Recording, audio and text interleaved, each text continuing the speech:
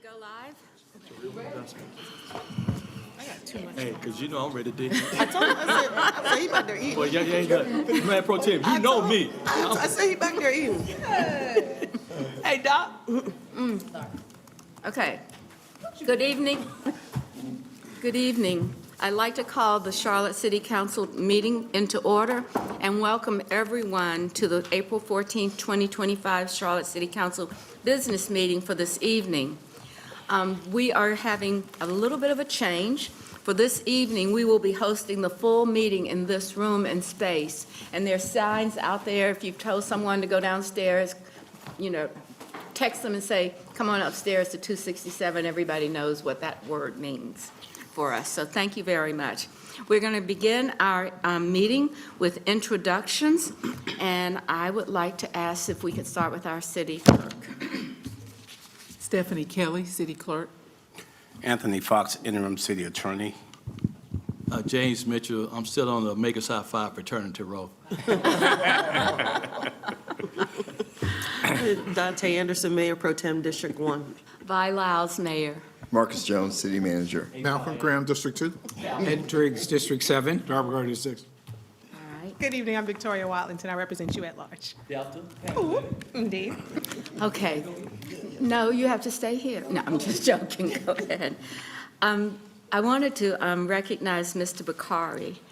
I would like to acknowledge the receipt of your resignation from this council effective April 20th, 2025. Thank you for your dedication and service for the past 7.5 years, not only to your district, but to all of our city.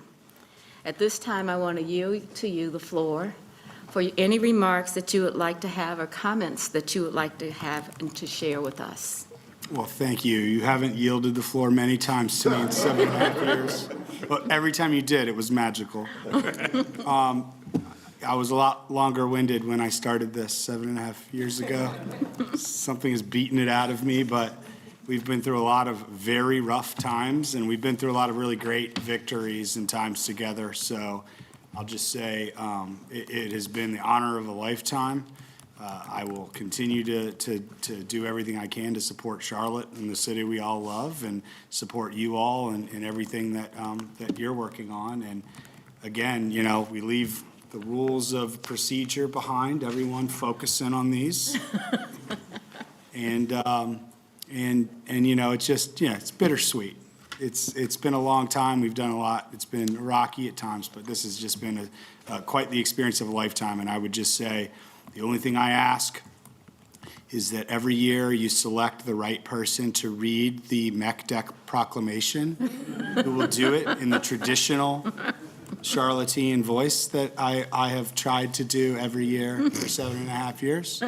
And I'm sure we won't have seen the last of each other. Thank you. Well, thank you very much.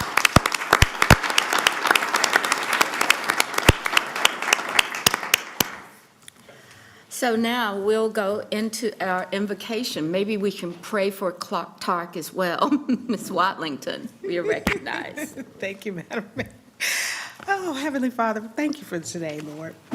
Thank you, God, that even as we experience weather changes, we recognize a change in seasons, Lord. And so as we continue to do the work of this city, I pray for our wisdom. I pray for our unity. I pray that we keep a heart with the people to understand the community and their needs.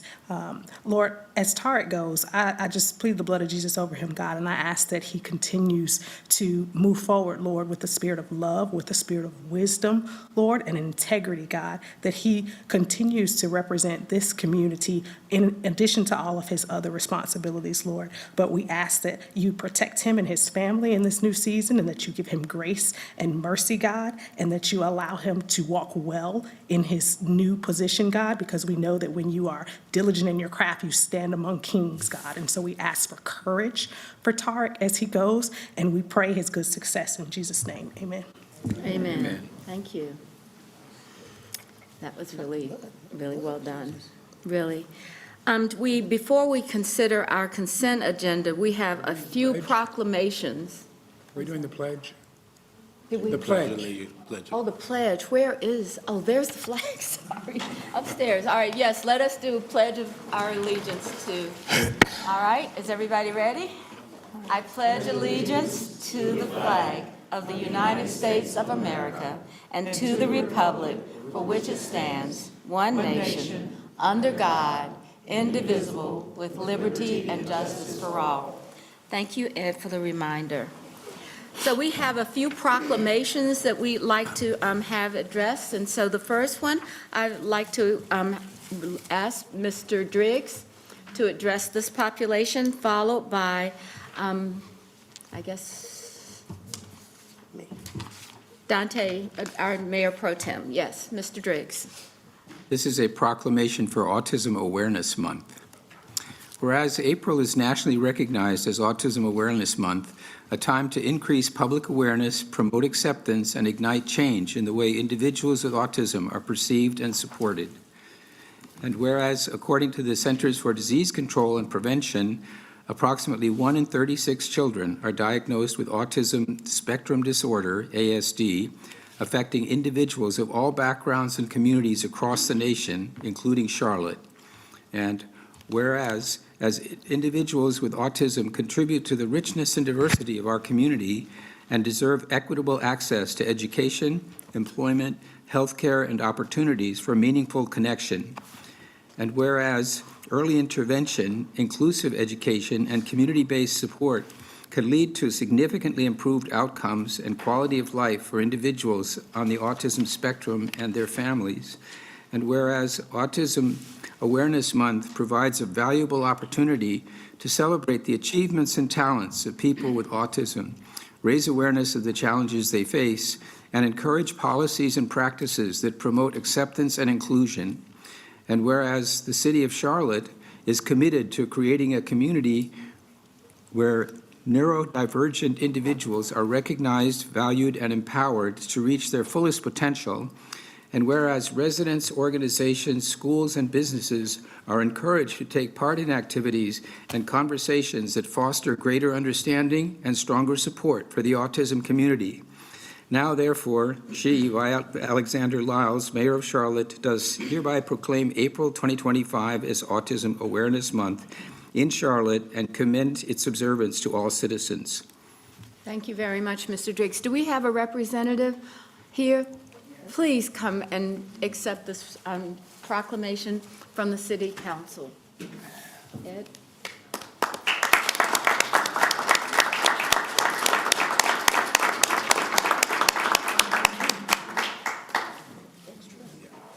I know, she's really great. She's so good. There you are. Thank you so much for being here, and thank you for the work that you do. All right, our next proclamation is for Mayor Pro Tem. Thank you, Madam Mayor. This proclamation is to recognize Arbor Day. Whereas urban forestry is a very important municipal responsibility, providing countless benefits to the city of Charlotte, including enhancements of the quality of life, and whereas trees can reduce the erosion of our precious topsoil by wind and water, cut heating and cooling costs, moderate temperature, cool the air, reduce oxygen, and provide for wildlife.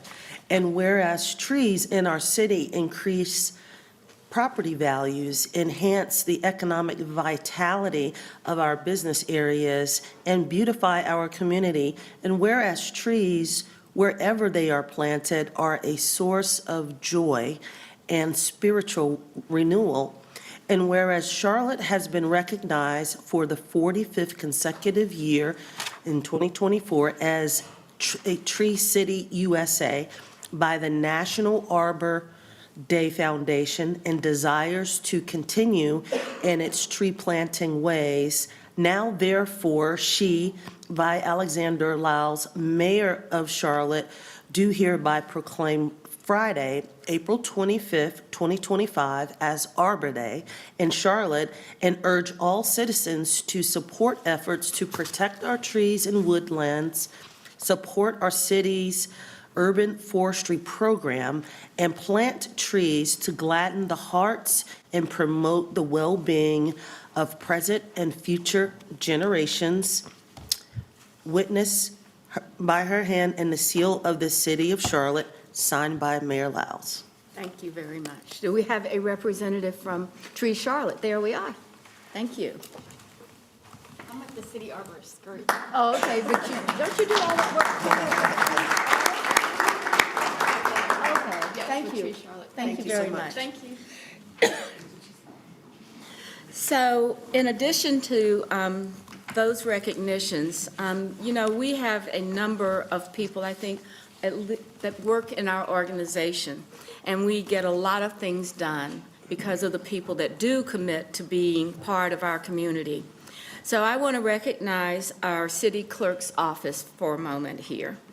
I want to make sure that we recognize that on behalf of the International Institute of Municipal Clerks, congratulations to your office, Stephanie Kelly, your city being the select and the winner of, it's some Roman numerals that I don't know how to express, 2025 Program Excellence in Governance Award.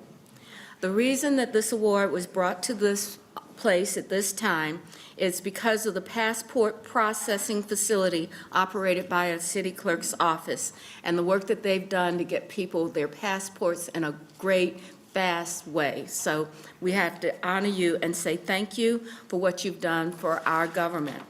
But in addition to that, when we have meetings before we have this meeting, Stephanie said, well, I've got another one. And I'm like, my gosh, So I want to say this because I think it's really as important as what you do every day here with us. And it says, Dear Stephanie, on behalf of the Board of Directors, the Quill Nomination Committee, and the membership, I want to congratulate you on winning the most prestigious award, the Quill. You were chosen for your strong support of the goals and philosophies that are outlined in the Code of Ethics for this project, or this activity. The criteria includes length of service, strength and extent of participation, service with fellow municipal clerks, involvement with the initiation or administration of approved training institute and programs, or any other activity that enhances the role of professional members of your organization. I think two recognitions like this in a day deserves a round of applause. Stephanie.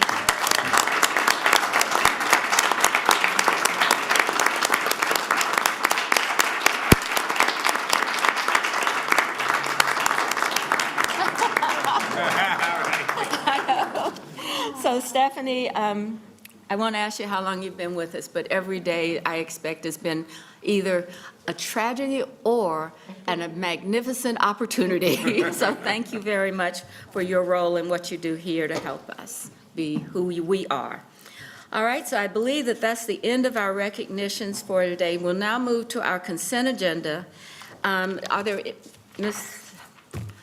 Hello, do we have good evening. anyone to would recognize or want to have a consent agenda discussed or pulled as a separate vote?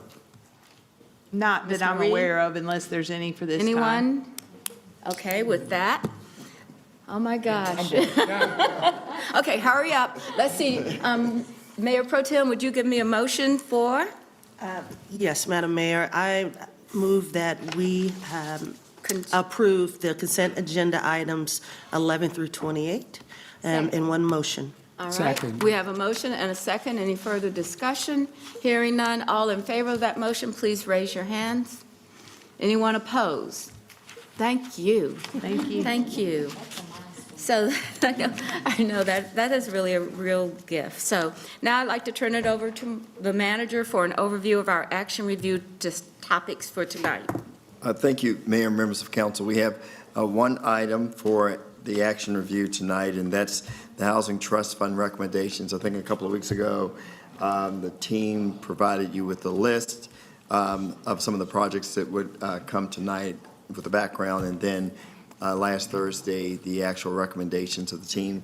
I know it's a lot to absorb. I will tell you this, we're very appreciative for what the council has done, as well as the Housing Safety and Community Committee, from the council perspective, going from 50 million to 100 million last November and getting that approved was a big accomplishment.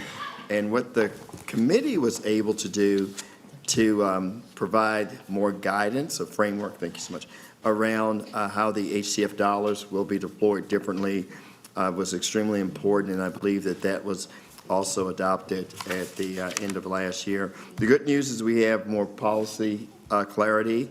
The other news is the demand for our funding is stronger than ever. You'll see over 24 funding requests that in aggregate ask for more than $75 million. Rebecca is going to take us through all of the material. I'm not sure if there's walk-up music tonight or not, but Mayor, unless there's any questions, I'd like to turn it over to Rebecca. All right, Ms. Hefner.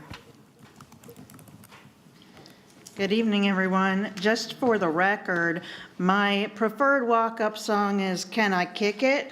and it's a call and response, right? Can I kick it? Yes. All right, thank you very much. And this is going to be a lot of information tonight.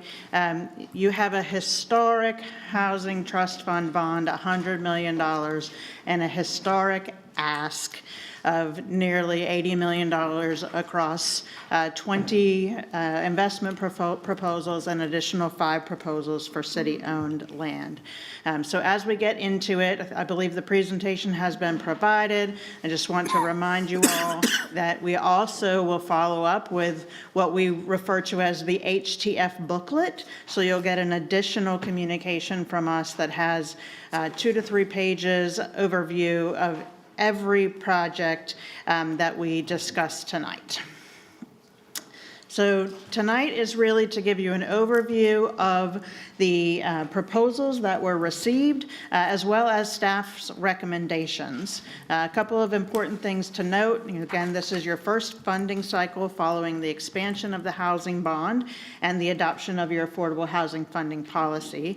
Again, it was a very competitive round, but you're going to see a lot of different things in here.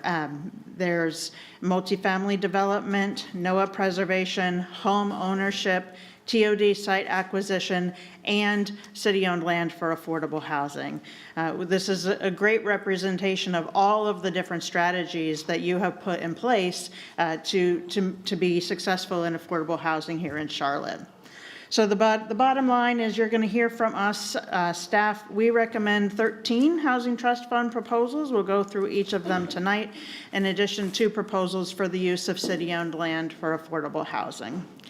The other proposals we're recommending that you defer to the next RFP cycle, which provides an opportunity for staff to continue working with developers to refine their proposals. And that's coming up quickly. That RFP will open in May, and you'll see those recommendations in September. So previously, last September, you all adopted the affordable housing funding policy. I'll review the highlights of that policy with you tonight, because that's the framework that staff used to evaluate the proposals that were submitted. Again, you got a summary from us a couple of weeks ago at this point, and then the vote for the Housing Trust Fund recommendations will be on the council business agenda. It's planned for April 28th, so that's 2 weeks from today. Just as a reminder, the work that you all have been doing is working towards what we think of as a shift from a traditional focus on housing unit production to a more holistic focus on resident outcomes.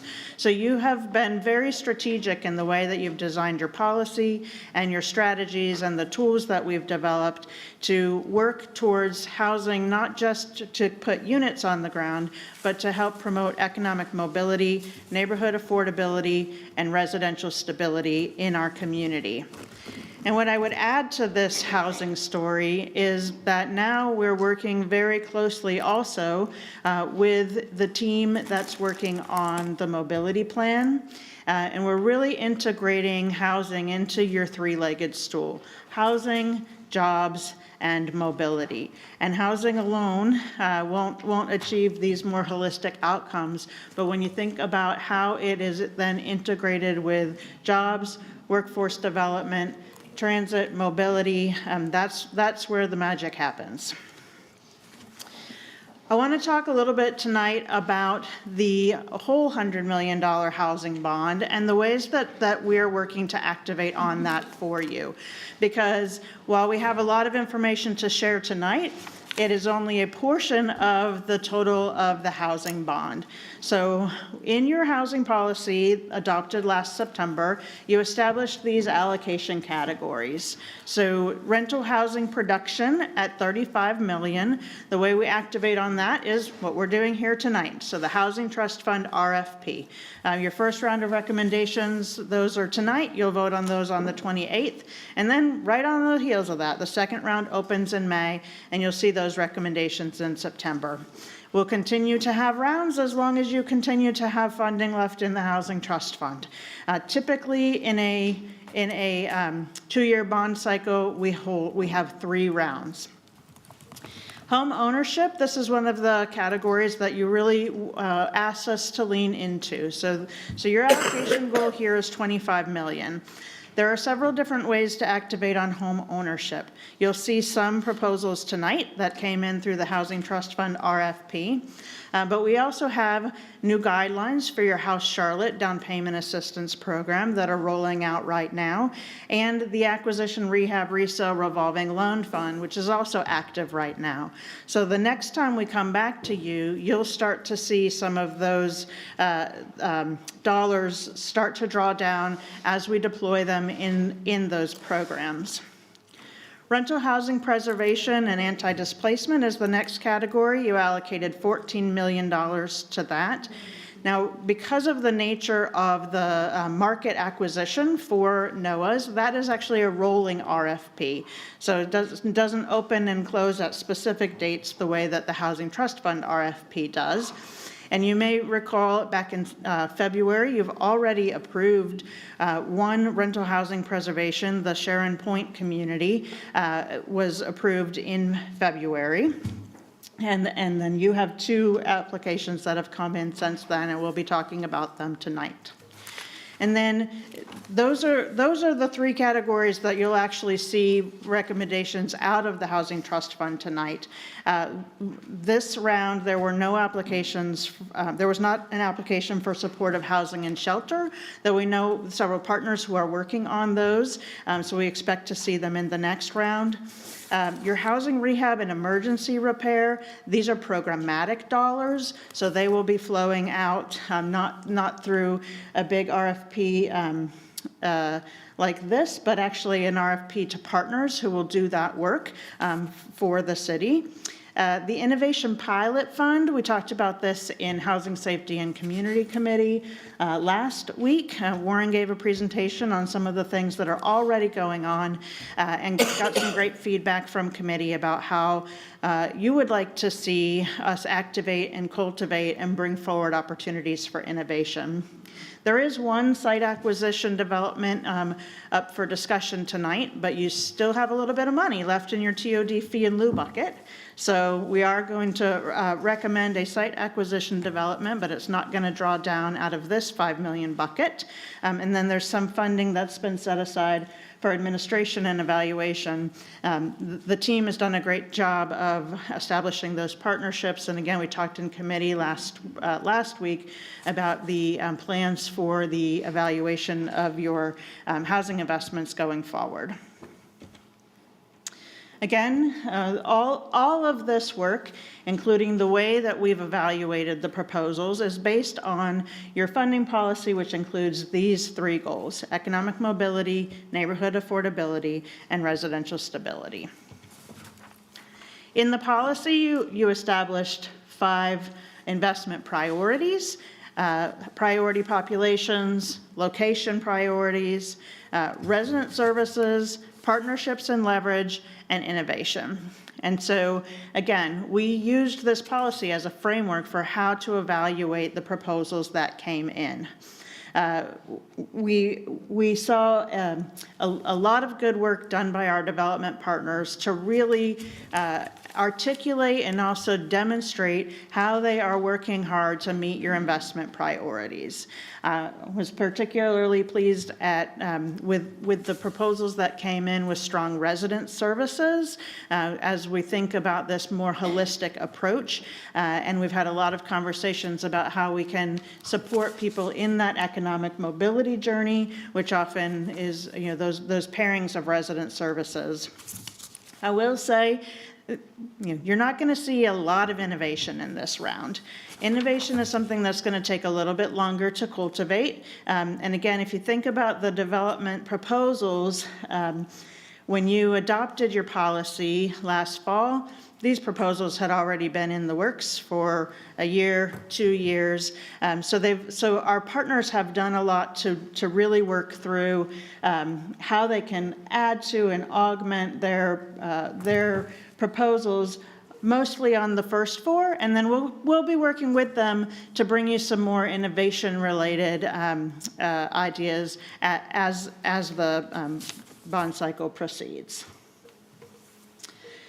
As a reminder, your Housing Trust Fund is established to provide gap financing for affordable housing developments. We often say, fund the last funding in, right? There's a stack of funds that make a project pencil, and we're the ones that fill in that gap there at the top to get these proposals across the finish line. The fund is replenished on a biennial basis via your bond referendum, but also some federal allocations. So you may recall sometimes we make a recommendation to use home funds, for example, when projects are eligible, and we have one of those in here tonight. So we make every effort to recommend the best funding source for any given development that will help you all stretch your housing dollars further. The winter request for proposal round, which despite the fact that it's April, we are just wrapping up the winter request for proposal round, and it aligns with the state tax credit application deadlines. So this is the round where you typically see the 9% tax credit proposals because they're due to the state in early May. And a reminder, both the NOAA acquisition and your transit-oriented development funds have separate rolling RFPs because that's typically land that's on the market and a need to move more quickly. Again, and I just want to thank staff, Warren and his entire team, Michael Engelhardt, who's our Housing Trust Fund manager and is with us this evening, and several other folks on the team who have been hard at this over the last couple of months. Evaluating each and every one of these proposals for alignment with your affordable housing funding policy. In this particular round, the Housing Trust Fund RFP was released at the end of November. Proposals came in at the end of January, and a lot of work has happened in between, including having development plans, site plans and sketch plans reviewed by the planning department. And then here we are tonight, April 14th, and in 2 weeks, we'll be back on your council business agenda for a vote. And here is your overall summary. This is the information that was provided in the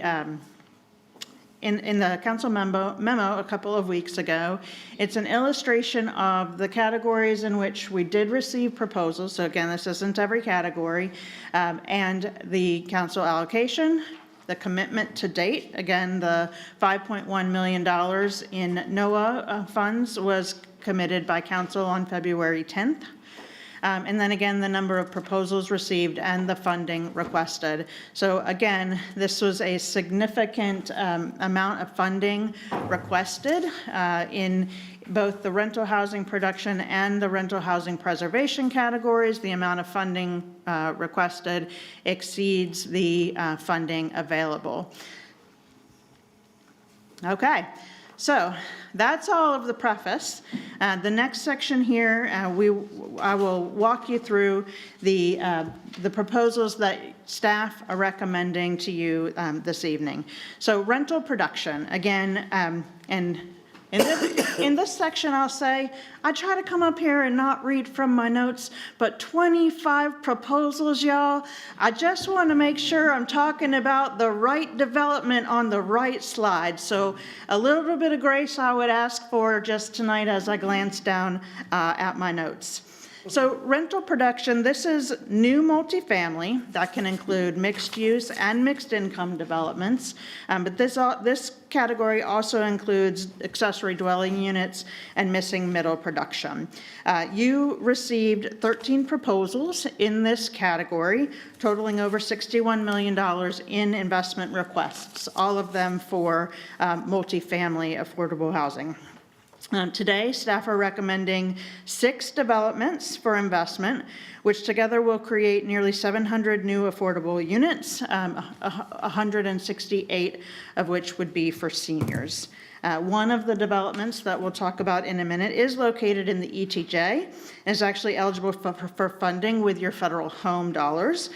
So that's a recommendation that we'll make that won't hit your housing trust fund. And the other 5 that we'll be talking about comprise a total investment of nearly $20 million of HTF funding.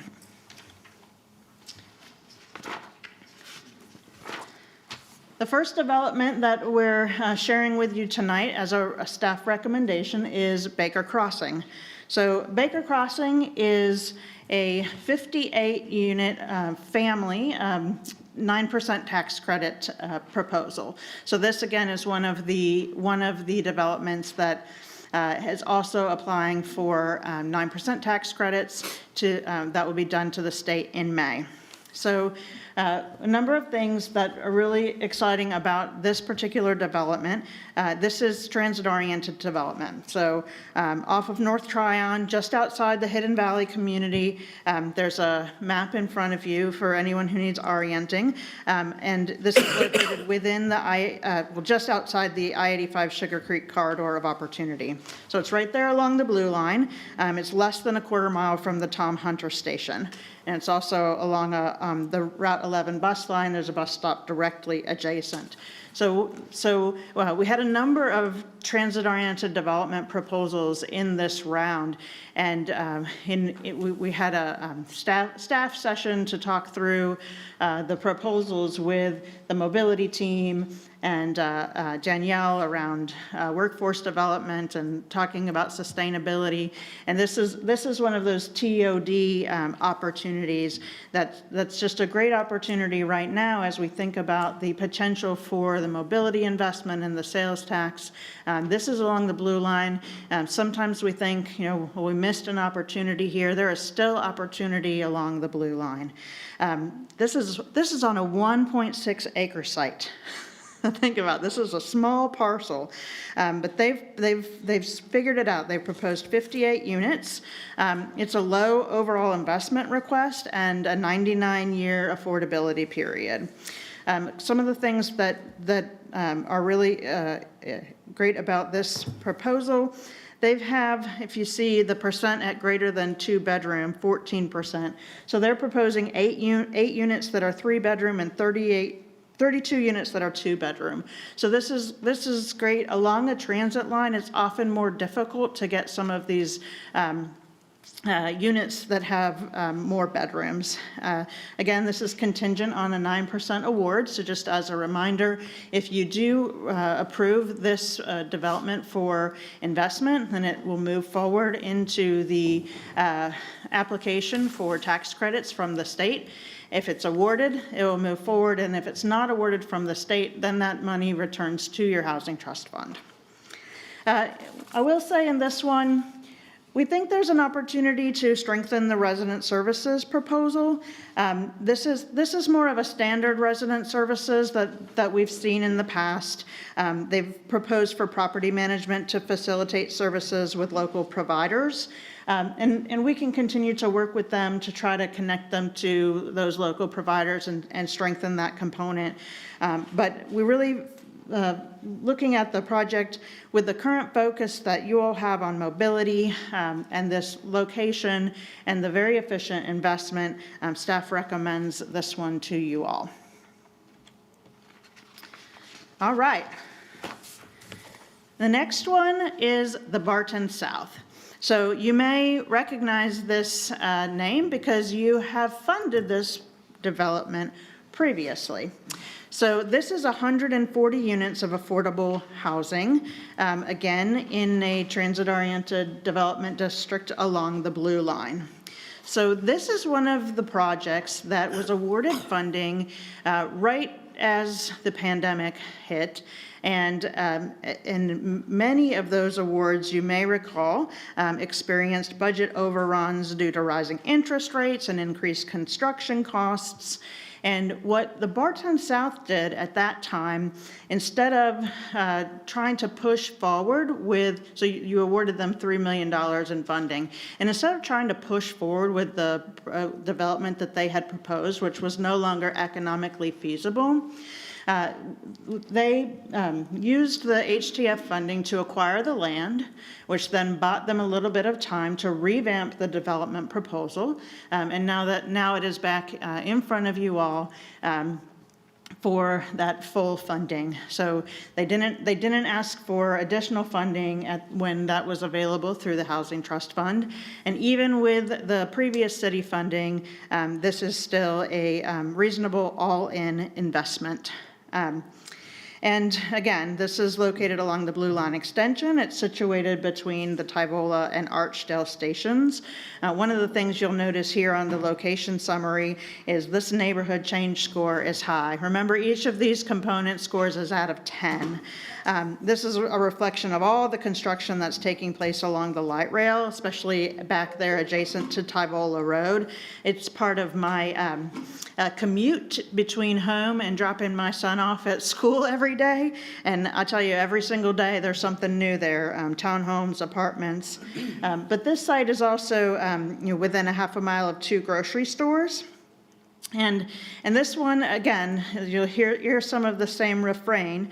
This is a family development along the transit line, and this one has nearly a quarter of the units greater than 2 bedrooms. So this has 66 2-bedroom units and 32 3-bedroom units. That is really great for a transit-oriented development. And another 99-year affordability period. You'll notice a trend in there. All of the proposals that the multifamily that we're bringing forward to you tonight have committed to 99 years of affordability. I'll tell you one thing is that the more competitive you make your funding, the better commitments you get from your development partners. Another value piece here in the Barton South is they have a nonprofit service provider that they have partnered with to provide on-site services and have received a letter of intent. They're proposing to work with Community Link and have a variety of services provided on site. And they're planning to do a resident needs assessment on move-in to make sure that those services align with the needs of the residents. I will also say this is one of those developments that's leveraging your Unified Development Ordinance. So they're achieving additional building height, which provides for more units. So you are using all the tools in the toolbox, whether it's regulations in the UDO or financial incentives from the Housing Trust Fund. You've got a little bit of everything, and it all works together to make these developments possible. All right, number 3, Haven Ridge at Sharon Amity. Haven Ridge at Sharon Amity will create 120 units of affordable senior housing. This is a location on Sharon Amity between Albemarle and Independence. It's across the street from Amity Presbyterian, not directly across, but kind of catty corner there. So it's within the central Albemarle corridor of opportunity. This particular location is adjacent to a bus stop that's serviced by several bus lines. It's also a half a mile from a proposed transit station along the Silver Line. Again, another 99 years of affordability. And this development is particularly strong in the resident services and partnerships that they are leveraging. So they're partnering with a nonprofit called Opportunity South Carolina, and that nonprofit partner will have a right of first refusal. So if this building goes to sell in the future, this partner will have the opportunity to purchase it. So it's a really strong partnership opportunity there with Opportunity South Carolina. They have also brought in 2 other partners for resident services. So they are proposing to partner with Matter Health. Matter Health would provide full-time health care services on-site at the property, specifically tailored for the healthcare needs of seniors. So they will have a permanent space in the clubhouse at Haven Ridge and will have staff on-site full-time. They also have a letter of intent around additional resident services from a faith-based nonprofit called Mission 1513, and they would provide education workshops, financial planning, counseling, health and wellness services, and community events. And so the development partner here is Dominion. This is a new partner to the Housing Trust Fund. So we're continuing to attract new investment and development partners here into Charlotte. And Dominion, they do have experience with LIHTC. They have experience using local dollars and federal home funding. So staff are excited to have a new partner in the mix. The next development is Union at Graham. And this one is 198 units total of affordable housing, and you'll note that one of the interesting things on this proposal is that they actually max out at 70% AMI. So there's a large number of their units that are 70% AMI. The Union at Graham is on Oneida Road. It's north of I-85 in the Sugar Creek I-85 corridor of opportunity. Again, this one's along the 22 bus line, and it is about a mile from a proposed stop along the Red Line. So again, good transit connectivity. Again, this area has a high neighborhood change score reflecting the construction activity in the area, and we expect that there will continue to be more along that red line as plans for the red line progress. And one of the interesting things that Union at Graham has proposed is they will work with the residents to create a plan for their on-site services. And they have indicated that they're providing space in this community for partnerships with partners like Alliance Health, Housing for New Hope, and Urban Ministries. But one thing to note about Union at Graham, this is a lot of units and it's a very efficient investment. So the total ask of $4.4 million is an investment of just over $22,000 per unit. And most of the developments you're looking at tonight are closer to $50,000 per unit. And then when you factor in that 99 years of affordability, you're down to just over $200 per unit per year. So a very efficient use of your Housing Trust Fund dollars, but also an intriguing proposal. All right, the last multifamily that we're proposing out of the trust fund, not the last one, but the last one from the trust fund, is Woodward Apartments. So Woodward Apartments, again, 130 affordable units and another 99 years of affordability and another pretty efficient investment. So Woodward Apartments, this is located on the parcel that's at that very northeast corner of Camp North End, near the intersection with Graham Street. So if you can think about that location, it's really designed, and the developer has intentionally designed it to be a link between the neighborhood and the greater master plan of Camp North End. So this site will have, of course, great access to amenities there at Camp North End, but also potentially access to employment opportunities as well. The Woodward Apartments you see under the location summary, it has a very strong location score. This site has proximity to amenities, of course, but parks, shopping center, grocery store, school, bus stops. It's also served by the 22 line, and it also has a very high neighborhood change score. Remember, this is out of 10, so 9.9 means it's almost the highest. And in this development, they have proposed a services partnership on site with Ounce of Care. So Ounce of Care is a nonprofit. They focus on financial mobility, health and wellness, safety, and community engagement. So they will have a service coordinator full-time on site who will facilitate educational programming, financial literacy, job training opportunities, and others. Again, Standard Communities is a new partner to the Housing Trust Fund with significant experience in construction and preservation of workforce and affordable housing. The last rental production recommendation we have for you this evening is Long Creek Commons.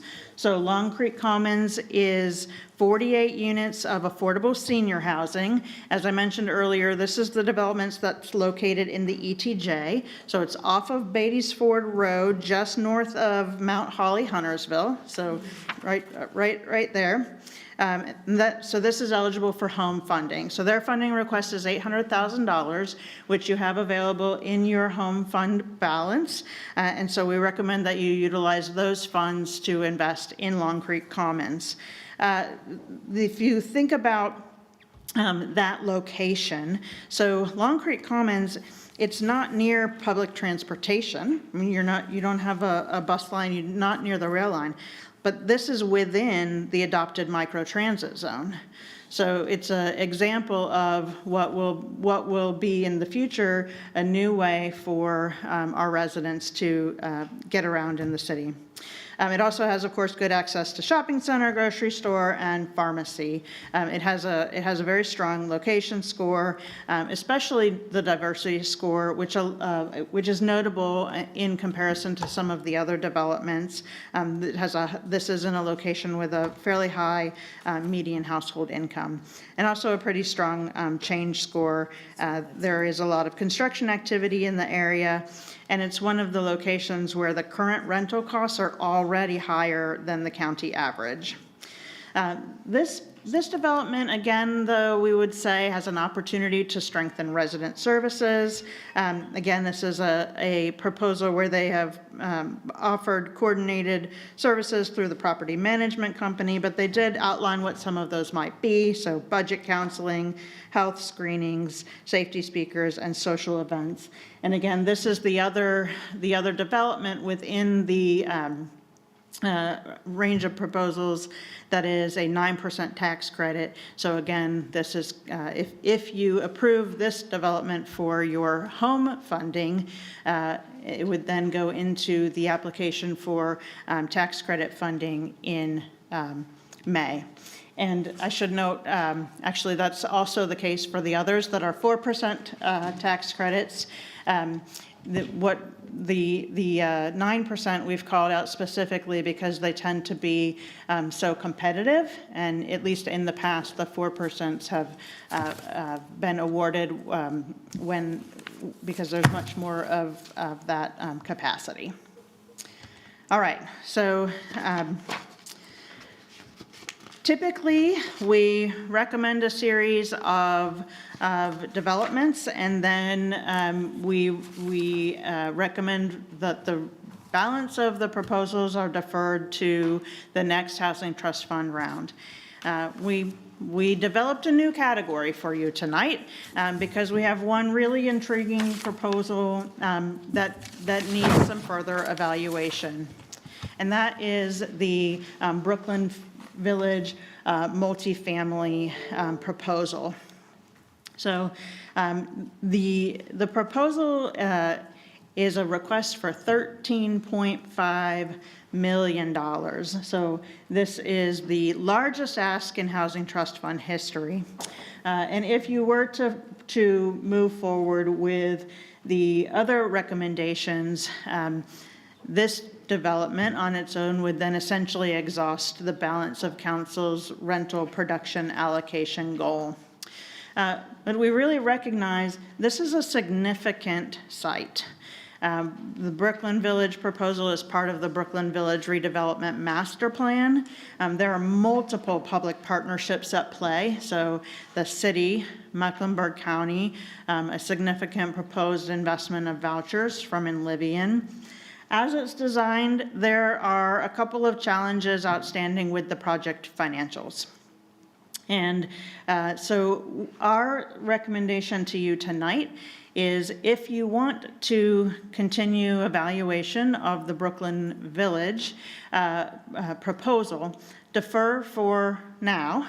But instead of waiting on the next Housing Trust Fund round, direct staff to convene the partners, so the city, the county, and Livian, our development partner, to explore alternatives to the current funding structure. See if we can either get the overall cost down so it fits within your investment categories, or help the development partner find additional funding sources that would close some of that gap. And our proposal is that we would bring a recommendation back to you all in June. So again, rather than deferring to the next funding cycle, we would take a look at this proposal.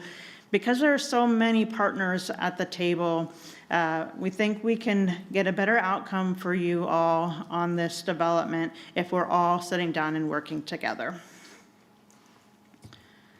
All right, so the next category we're going to move on into is home ownership. So thinking back to your affordable housing policy, home ownership includes new home ownership production. That could be single-family detached, townhomes, ADUs, missing middle, but also home ownership and down payment assistance and your ARR revolving loan fund. In this Housing Trust Fund round, you received 4 development proposals, and staff is recommending all 4 of them to you for investment. They total $4.7 million in Housing Trust Fund funding, and they would create 102 new affordable homes. The first one here I want to share with you is Avalon Newell Townhomes. And I'm sad to see Councilmember Mayfield is not here this evening, as I know she would be very excited in particular to see that this is a faith and housing partnership that has come forward, a partnership between Newell Presbyterian Church and the development partner Dream Key Partners. So this townhome development would create 54 affordable for-sale townhomes, with sales prices ranging from $267,000 to $276,000, serving homeowners at 60, 70, and 80% AMI. And this is, as a faith and housing partnership, the Presbyterian Church worked very closely with Dream Key Partners to share what it is that their vision is and their mission for contributing this land for affordable housing. And one of the things that was very important to them was fostering community interaction. So you'll see a little bit on this picture here, but when you look at the site plan, things like these thoughtfully designed front porches, they're all designed to promote community interaction, both among the neighbors and with the church. We've included the location summary here for reference. Your locational guidelines actually exempt home ownership, but because they're a little bit different. But I wanted to share some of the highlights about the location. It's near the Toby Creek Greenway. It's within 2 miles of major retailers and about 10 minutes from UNC Charlotte. And so it would provide some home ownership opportunities in a really good location for families.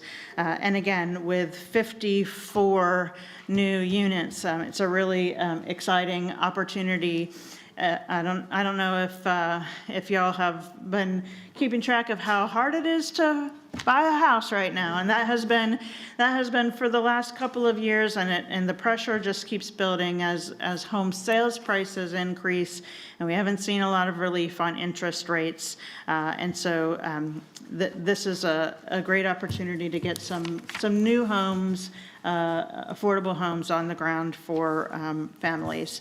As is typical with the home ownership developments from Dream Key, they've included 30 years of affordability in their proposal.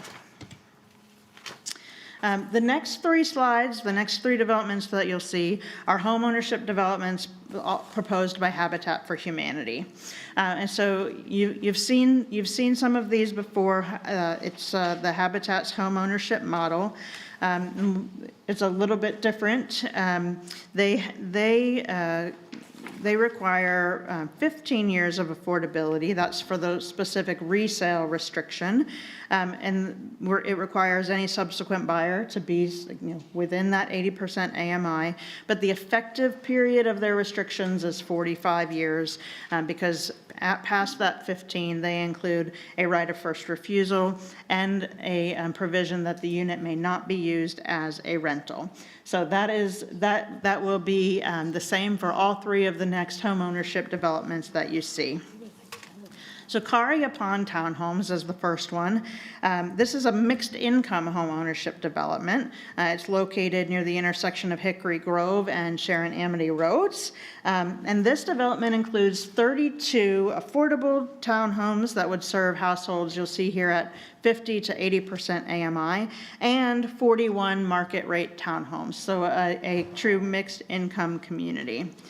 And this is a partnership between Habitat for Humanity and Strivers Row, which is a joint venture of Kingdom Development Partners and Harmon Construction Services. So again, bringing in new partners, helping to build the capacity for affordable housing development in Charlotte. You may recognize Harmon Construction Services. They provide the rehab work for the NOAA properties that you have invested in previously. They're also currently participating in the emerging developers cohort that you all funded with Corridors dollars with LISC.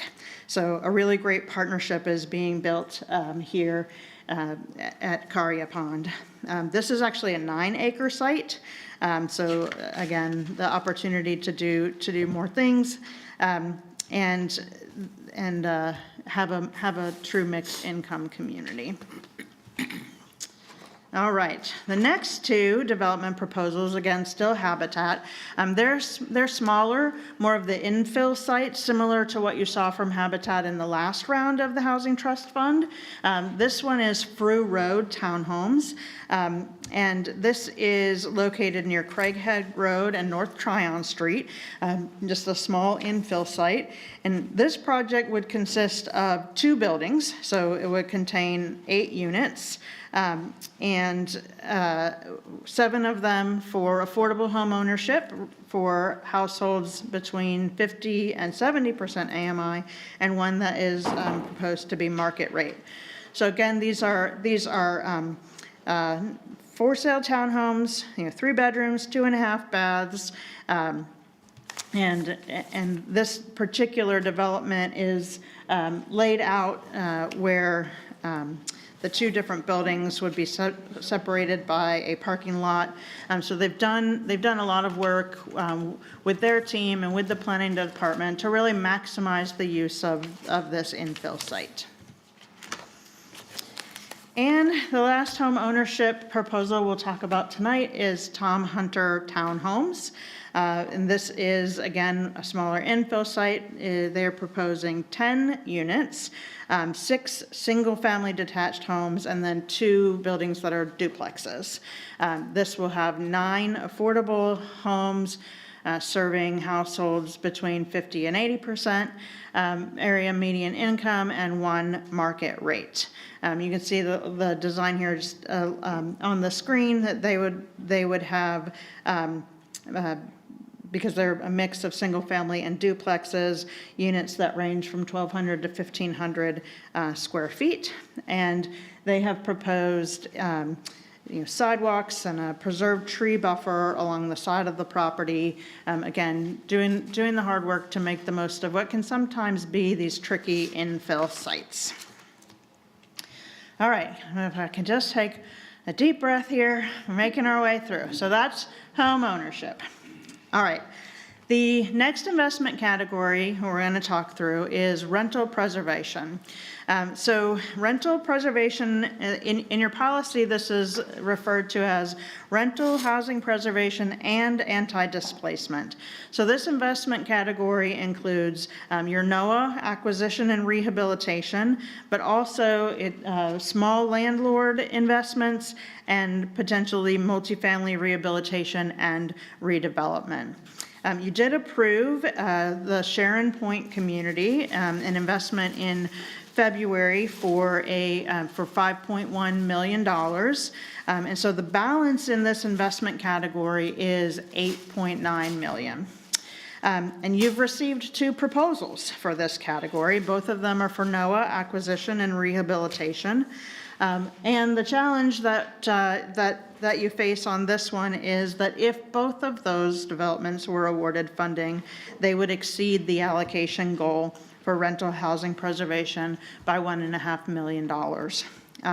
And they're both strong proposals.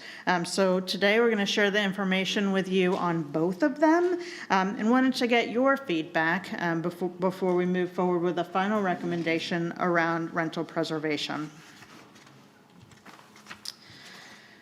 The first proposal is the Hideaway at Kings Park. So this is a new development partner for NOAA's, Sandy Road Ventures. And this is your NOAA investments, which you started on the cutting edge of this work with your 2018 bond. You have done a number of these investments with Ascent Housing, and this is the first proposal you've seen from another partner. And so we're starting to see an expansion of the partnerships and capacity in the NOAA market. You'll see the Hideaway at Kings Park.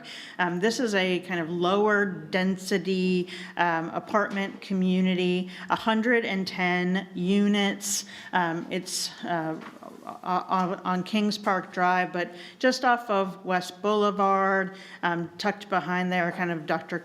Carver Road, where it winds around. There's a lot of new townhome development in that area, and you can see it has a very high change score, again, because there is so much of that development happening, but in an excellent location, a high location score. And so they have requested $5 million in Housing Trust Fund funding, and notably, they've committed to a 40-year affordability period. So each of the other NOAA developments that you have invested in previously has been a 20-year investment period, and Sandy Road Ventures has committed to 40 years. And so you'll see that they're, for $5 million, you get 110 units, and partially this is because this is a much older development. I think, it was constructed in the late 60s, and so it needs a substantial amount of rehab investment, which is why you see the investment per unit here is $45,000-ish, which is in line with your new construction investments. The other proposal that you have in front of you is Woodford Estates, which would be called Willow Park NOAA. This is a proposal from Ascent Housing. So again, this is the partner that you have been working with in your NOAA investments. This is a larger community, 228 units. This is off of Central Avenue. And the standard model that Ascent Housing has brought forward to you. Again, the bulk of the investment is for rehabilitation. They're around $23,000 a unit. But typical of the Ascent model, they've committed to the 20 years of affordability. Again, a pretty good location, especially with the proximity score. And what's really interesting about this particular community is that Ascent Housing is partnering with Roof Above, not just to provide units, which they do in many of their NOAA communities, but Roof Above is actually coming into this development as an equity partner. So they had a philanthropic contribution that they're bringing to the table as an equity partner. So this is a real investment. Warren was just giving me an overview. He said, this is a real investment. They'll actually get a small return on this investment, which helps them fund operations. So it's a really interesting model that will provide housing for families that are coming out of homelessness, but also could provide some funding for Roof Above because of that investment that they're bringing to the table.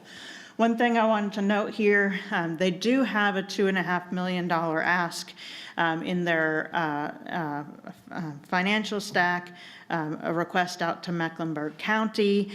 We checked again with staff today at Mecklenburg County. That's intended to advance to the County Board of Commissioners for a vote in May.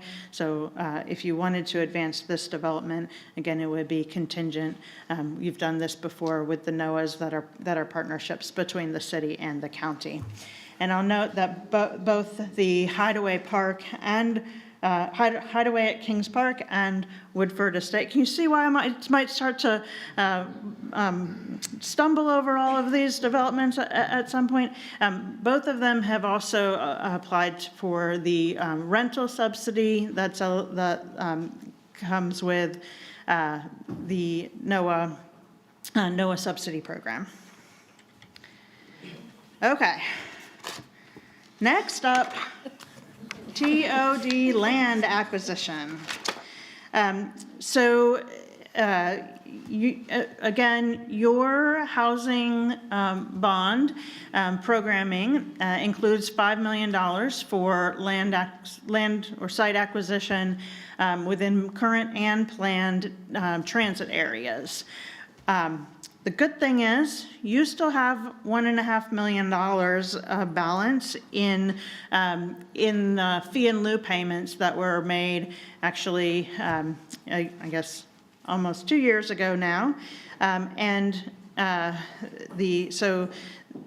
For this particular development, the developer is requesting $1.5 million, which means that you would be able to move this development forward without tapping into that $5 million in the Housing Trust Fund. And so the developer has proposed $1.5 million to support the acquisition of this parcel located within a transit-oriented development area along the Gold Line. So this is it's a small parcel on Trade Street, just as you cross over 77 coming out of Uptown. This is the parcel that's directly on your right, directly across the street from the Bojangles. So if you can picture it, that is a half an acre. And so the developer, though, has been working closely with planning and working to be as creative as possible. They are estimating a yield of about 100 units on this site. They're proposing 102 units, affordable to families earning between 30% and 80% for the affordable units, and then they've also proposed a component that would be 80 to 110%. So it would be a mix of affordable and some of that workforce housing for families. This is proposed as a carless development. There's no on-site parking. That's how they're squeezing it onto that site. In their work with planning, and this has come forward, they would be leveraging the Gold Line. They are planning an electric bicycle share on site. There's a nearby off-site electric vehicle share program. So a lot of interesting approaches in this. They're also aiming to establish what they call a healthcare empowerment program to provide various residential services to promote health and also economic mobility. So we expect, if you approve funding for the land acquisition, we actually expect this to move forward pretty quickly. They're fairly far along in the design. So if you approved the land acquisition, you might see this again fairly quickly. But this is a really interesting development and an opportunity to try some new things, some that we don't have a lot of here in Charlotte. Okay, so that is your Housing Trust Fund RFP. That is the NOAA RFP and a land acquisition. So we also have, right, and wait, there's more. We also have for you tonight a couple of city-owned land parcels that we are to recommend. So you may recall last February, Phil Rieger stood here before you and gave you an update on the real estate collaboratives work and the use of city-owned land for a variety of things that would advance your strategic priorities, one of which, of course, is affordable housing. And so staff have been working, we've had a real iterative approach to the use of city-owned land. When the city first started leveraging city-owned land, we were new in the game. Our partners were new in the game. There was a lot of work to do even after those parcels were awarded. And so we took a step back from that original approach and we started doing much more due diligence around the parcels, working closely with our real estate team. And so it has been a little bit slower coming forward to you because we do so much of that heavy lifting now on the front end. And then in addition, as we continue to adapt the approach to city-owned land, we're really thinking even more broadly about a land development strategy, a comprehensive land development strategy. So how are we working with the county and CMS and the city about the locations of municipal land for affordable housing? How might we leverage land for the co-development of housing and municipal facilities? So Warren shared an overview of our current land development strategy with the Housing Safety and Community Committee last week. We would certainly be happy to share more, but boy, I've been talking to you a long time tonight. So for tonight, what I want to do is share with you that we put out in an RFP 3 sites. There were 4 parcels, but 3 sites. You can see them here listed. The University City Boulevard site, which you awarded something on this site previously that didn't proceed, and then a site on Tyner Street and Freedom Drive. And we received 5 proposals in total, and we're recommending 2 of them for you tonight. So we'll start with Tyner Street. So this location at Tyner Street is about 3/4 of an acre. It's near the intersection of University City Boulevard and North Tryon Street. You just received one proposal for this location, and that proposal came in from the Camino CDC and True Homes. This is a partnership. So if you think about this location on Tyner Street, it's located almost directly adjacent, about a block down the road from the Camino Church and the Camino Health Center. So this is a very strategic location for the Camino CDC to activate on some of their goals with the people in Charlotte that they serve. And they are proposing 12 rental townhomes, so 14 units altogether. 12 would be rental townhomes and 2 would be transitional homes. And they would serve families at 30% to 90% AMI. And again, as a reminder, what we do with city-owned land is we get in initial proposals. You all make the recommendation, or we make recommendations, and you all make decisions about awarding the city-owned land. And then we work together to flesh out the full proposal. So at this stage, it's still a concept, but you can see they have done quite a bit of work. And so this is a proposed 99 years of affordability, the conveyance of a ground lease. And if you did vote on the 28th to move this forward, then we would begin the process of conveying the land, and they would then finalize their proposal. And again, potentially it would come back to you as a housing trust fund ask, but at this stage, there is no funding attached to your decision. This is a decision to convey the city-owned land for the purpose of affordable housing. The second site is what we call the Freedom Drive assemblage, and only just because there happen to be 2 parcels directly adjacent to one another. So it's 2 parcels there between, Thriftwood and Bradford. So it's in the Freedom Wilkinson corridor of opportunity. It is just down the road from the Tuckasegee Rec Center. So if you think about where that comes in to connect to Freedom Drive. And you received 2 proposals for this assemblage on Freedom Drive.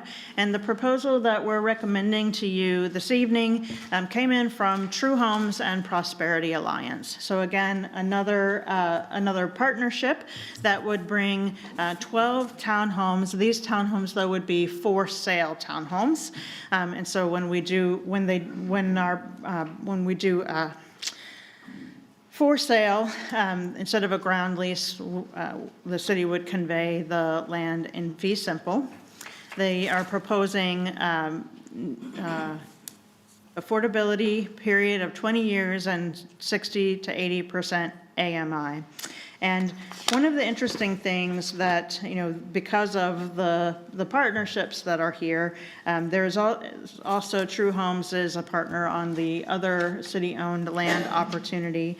And so one of the things that they have been talking about is how do you create a pipeline then where you have two units of transitional housing, rental townhomes, and then also a development of new townhomes. So our partners, again, are working hard to be responsive to the things that you included in your affordable housing policy and getting creative with partnerships, because that's the only way they can make any of this work. Okay, so that is the end of individual developments that I will be reviewing, and we are now in the summary section of tonight's presentation. This is where you'll need to get out your reading glasses there with these that are in front of you. You need a bigger copy. Okay, you need a bigger copy. Because again, this is quite an impressive array of opportunities for investment. When you look across the rental housing production, we're showing here you have both five developments out of the Housing Trust Fund and one with federal funding. Again, nearly 700 units, 160-ish of those are seniors. In home ownership, of course, you received 4 proposals, and staff have put forward all 4 of those proposals as recommendations for your consideration. That's about almost 4.8 million, creating 102 units of affordable home ownership. In the rental housing preservation and anti-displacement investment category, you'll see a couple of asterisks here. This is, again, the situation is if both of these were recommended, that 10.4 million would exceed the current allocation goal for rental housing preservation. So I have some tables and even some graphs in the next couple of slides to help you visualize where these recommendations stack up against your investment categories. TOD land acquisition, again, that's 1.5 million. It wouldn't hit your housing trust fund. That would come from your fee in lieu balance. And then the 2 proposals for city-owned land.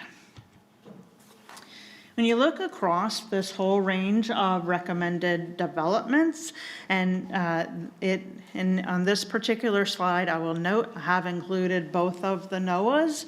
And so your investment would create over 1,100 affordable housing units, 100 of them at home ownership, in a sales price range of $267 to $285.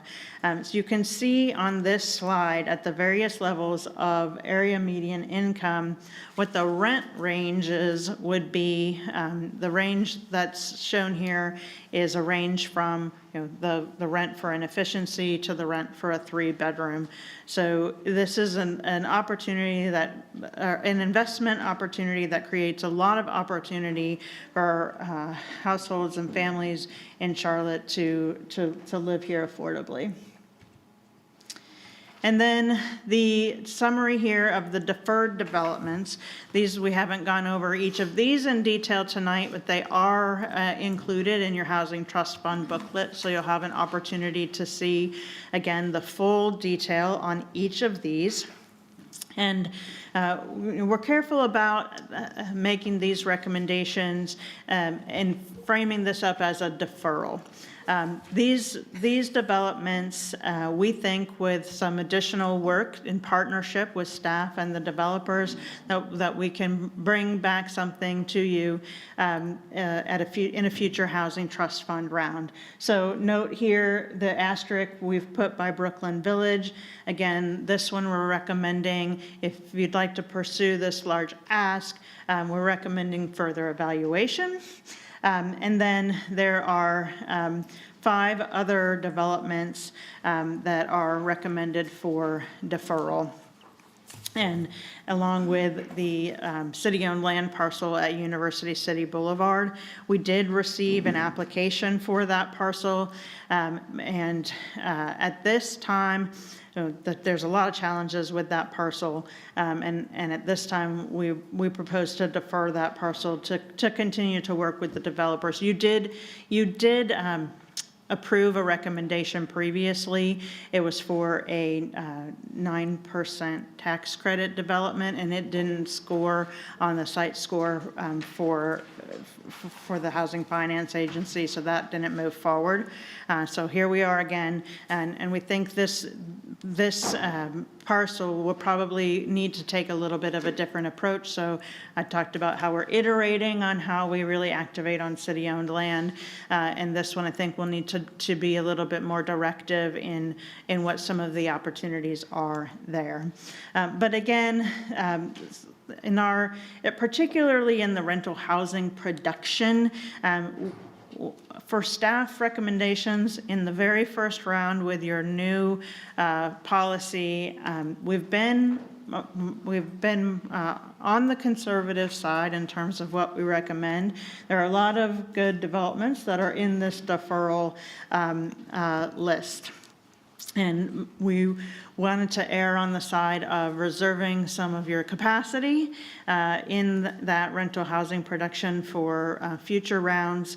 But I think I had shared earlier, we make recommendations and then we'll hand these off to you all for deliberation. All right, a couple of different summaries here at the end. I just want to walk through briefly a couple of different ways to slice and dice this and think about the overall recommendations, and if they were approved, what would the forecast look like in your housing trust fund? So again, out of your $100 million bond, your current balance is $94.9 million because of the NOAA community that you invested in February. The total of the rental housing production recommendations is almost $20 million. If you moved forward with both of the rental housing preservation recommendations, that's $10.4 million. But again, that exceeds your allocation goal for rental housing preservation.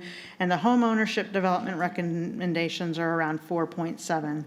So this is a total recommendation of just over $35 million. So if you think about this from the perspective of the $100 million bond, there's some capacity still for your other categories and for other developments to come forward. But $35 million in one round, I'm not sure this is something that we've ever seen before. And this is made possible because of your historic commitment to affordable housing with the $100 million bond. If all of the recommendations and both of the housing preservation developments were approved, your ending balance would be just under $60 million. So another way to look at that, because within that $100 million, of course, you have investment goals. And so out of all of the investment categories, the ones that would be tapped with this particular round of recommendations are rental housing production, home ownership, and rental housing preservation. So this slide shows you where you are currently with the funding available, the total of the funding recommended, and what the balance would be in each of these three categories if the investments we talked about tonight did move forward. It would leave you with a balance of $15 million in your rental housing production investment category, about $20 million in home ownership, and then again, with the rental housing preservation, if you moved them both forward, you'd actually be over by $1.5 million. Oh, so this is not what I expected to see when I turned to this slide. I'm hopeful that what you have in front of you looks a little different from this. No. Okay. So when you see this slide in the corrected presentation, what you'll be able to see is how the recommendations stack up according to the total allocation. So it is, again, just a graphic representation of this table. And I'm going to have to say, Councilmember Wallington just told me earlier, I haven't disappointed her yet, but what do you think, y'all? Does this count? You're still good with me. You're still good with me. Don't even worry about it. And so really what the slide intended to do was to illustrate that within these, particularly the rental housing production investment category and your rental housing preservation category, how each individual project kind of taken together adds up to the recommendations and the balance that's left. So same information that's here on this slide in a bar chart form, which we will make sure that you have in a way you can actually read and follow up to this presentation. And so one other look here, same information, but this is across the entire $100 million bond. So not just the categories that would hit that from the recommendations tonight. But again, out of the 35 million, the current recommendations are right around 20, leaving you with just over $15 million of capacity in that category. Home ownership is moving up slower, but as a reminder, this is 102 units of home ownership, which is one of the largest amounts of home ownership we've seen in any given round of the Housing Trust Fund. And you'll start to see more of that investment go out the door as the city invests in down payment assistance and acquisition, rehab, resale. So we've already activated on both of those things. And then finally, again, in the rental housing preservation category, you currently don't have capacity for both of those developments. So there's some things to deliberate on for you all tonight and for the next 2 weeks as well. So here's the schedule moving forward. So for the Housing Development Fund, the recommendations we bring to you tonight at Action Review, council approval is scheduled for 2 weeks from tonight on the council business agenda on April 28th. And the schedule that then moves forward after that, there's financial closings, design and permitting, approvals, and then then there may be rehab or new construction. And so the things that you vote on this April that typically would come out of the ground anywhere from 18 to 24 months. One of the things we were very diligent about in our evaluation of the Housing Trust Fund in this round, staff paid close attention to how ready were these proposals. So all of the proposals that are in the mix tonight are developments that are ready to go to closing anywhere from 6 to 10 months. The city-owned land, of course, operates on a little bit of a different schedule. This will still come before you on April 28th for approval, but that's just approval of the land conveyance. It's not an investment. What would move forward then is purchase, pre-development, design. Then if they're coming back for a Housing Trust Fund ask, they would put that proposal in a future Housing Trust Fund ask. It would come before you for consideration and then move forward to the financing and construction stage. So that one is a little bit longer. And then just as a reminder, yes, this is a lot of information tonight, but we will also be providing the Housing Trust Fund booklet, so you'll have lots of time to review and absorb and consider over the next 2 weeks before this comes forward to you on your council business agenda. And that is the 25 proposals that you received in this round for the development and preservation of affordable housing. Yes. Thank you, and wow. But sitting here from when we started at $15 million and where we are today has been absolutely astounding. But I just have to say, you guys have done a terrific job in doing this work. I always really try to figure out how much more we can do, and you guys have hit it out of the park on what we can do and how we can do it. So congratulations. I know you must be exhausted. Get some water somewhere. And the team as well.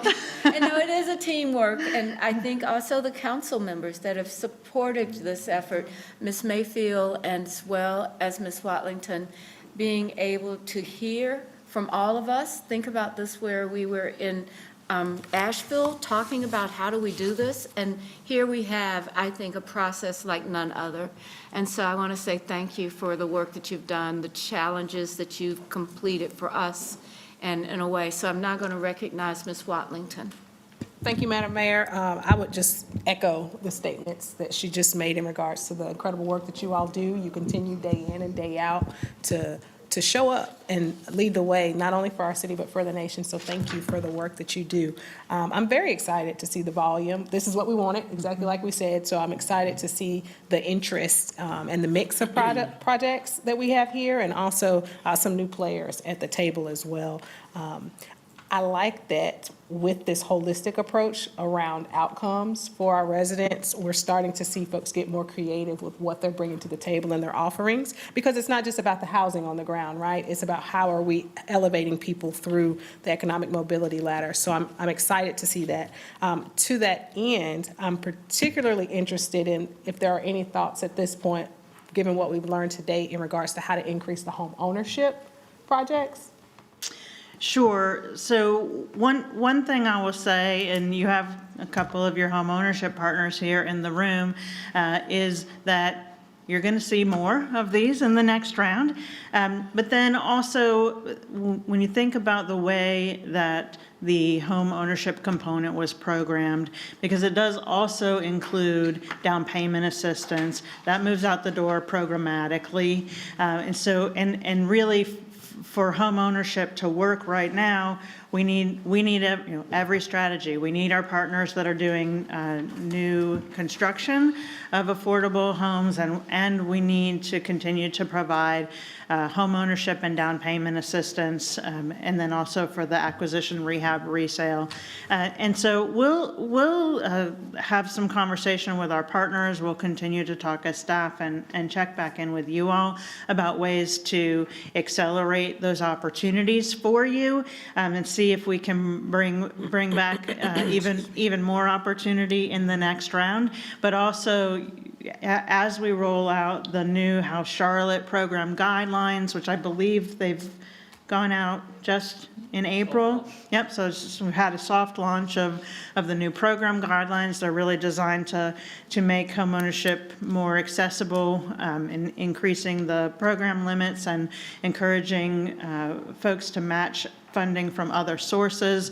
So we're really excited about getting that going and out in the market, and we think your down payment assistance is going to start to roll a lot more quickly as well. But we'll take that back and talk to our partners and think through, what else, right? We had the conversation about innovation. What else? There's a lot of opportunity within the city-owned land, I think, to activate on home ownership, but I think it's going to be more of the city-directed, where we do some of the fit studies, the things we're doing at Wilmore, for example, where we're working with the planning department and thinking through what's possible here. We're doing that work also right now on the old Double Oaks site, for example. So I'm excited about what we got. 102 units in this round, but I think we're going to start to see that move more quickly.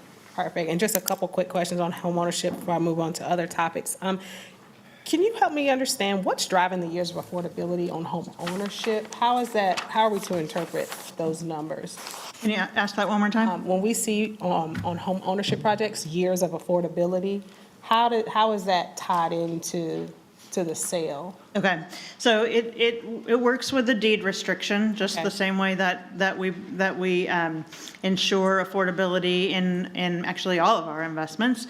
It works through a deed restriction, and so depending on, there's a lot of different types of model for home ownership, but depending on which one, the initial deed restriction is, with the Newell townhomes, for example, that initial deed restriction, that's for 30 years. And then with the Habitat home ownership, that initial deed restriction is 15 years, but then the effective affordability is extended with the right of first refusal and with the provision that it can't be used for a rental. And so we use those deed restrictions to ensure that affordability over time, just like we do with multifamily, and then it goes into our pipeline of asset monitoring. And so depending on what stage it is, in that period of affordability. If it sells, it has to sell to another homeowner that's below 80% of area median income. Or if it's during the period of right of first refusal, then Habitat actually has an opportunity to purchase it back and recycle it back into their program and create a new home ownership opportunity, which would then restart that clock. Got you. Thank you for that. And then to your point about recycling, I ask this question every year, and every year I have to ask it again, so forgive me. When we put gap financing on a project, do we as the city then have an ownership stake, and does that money eventually return to the city at some point? So we don't have an ownership stake. We loan the money, and then we have a lien position, essentially, right? So, and the way that the Housing Trust Fund loans work is they're negotiated with each development, but they're, a small percentage, 1 or 2%, cash flow contingent loan. And so it would be repaid over time, contingent on cash flow. And then at the end of the affordability period, that loan would be paid back. However, it's our goal to keep affordability as long as possible. So, we are starting to see there's some investments from the original Housing Trust Fund in 2002 that are nearing the end of their affordability period. And staff's goal is always to negotiate with the developer, leave your money in the deal, and extend the affordability period. But yes, it's a loan, it gets repaid, and there's no ownership stake. And I just want to get a nod? Okay, yes. I had to bring my wingman tonight. It just, there's a lot. He's a great one, for sure, for sure. Thank you for that. That's helpful to understand, especially as we start to see some of these projects come in and we start to knock on the door of our limits for each category. Want to understand what might also be another stream or another means to continue affordability. Just like with the fee in lieu, I'd be very curious as to how that program overall is working, because I know we've got the 1.5 and we're about to use it. Should we go with the recommendation? I'm just curious as to how that's been. Yeah, you have a little over 16 million more in the pipeline for fee in lieu commitments. Oh, fantastic. The way that program works, though, they don't pay until they pull a building permit. Okay. And so those are all developments that have come through for approval, but have not yet pulled a building permit. And at the time of pulling that permit, the payment is made to the city, and it then becomes available in your Housing Trust Fund for land acquisition. Awesome. Last two things on my end as it relates to the rental preservation, just to follow up. I heard you say that if we were to do both of these projects in this round, we would have actually exceeded our overall commitment there. I'm very, very careful not to do that too early. So I personally would lean more towards choosing one of those projects. That obviously is up for discussion around the dais, but that I would love to see us preserve some opportunity there, because we want to make sure that we get some of the other types of investments in with this overall budget. The last thing I wanted to speak to was Brooklyn Village. I'm very interested to see how that one continues to shake out. I know that there's some conversation around what that AMI mix really looks like, and how do we make sure that we position that project for success and the people in that project for success, given that they will be living in Center City, and how do we make sure that we are providing housing that matches the kinds of workers that we need in Center City to keep our engine running. So I'll be very interested to see where that one goes, and would certainly be supportive of bringing it back in July. Okay, Thank you. All right, Mr. Mitchell. Thank you, Mayor. First of all, I get to thank the citizens of Charlotte who went to the poll and voted for this $100 million affordable housing bond when some people question were we doing the right thing. Staff, thank you for making the city council look good. This is a lot of work, and the way you all have tackled it, listening to our priorities, I'm just excited about this work. To Monica and Sean, thank you. I saw a CBI commitment on most of the projects, so as we continue to tie in heavy lifting. Let me follow up, I'm going to echo Madam Chair on the partnership on Brooklyn Village. I think it'd be helpful as we look at all the partners, where's the county participation, the e-living participation. I think there's some conversation about vouchers. And so I want to make sure that if we can get that part of our additional information. Yep. And last but not least, as you told us at the retreat, Rebecca, you just hit a grand slam. Thank you, Mayor. Right. Mayor Pro Tem. Thank you, Madam Mayor. And Rebecca, here you go. I got some water for you. Thank you. No, really, really great job, and congratulations to you and the team.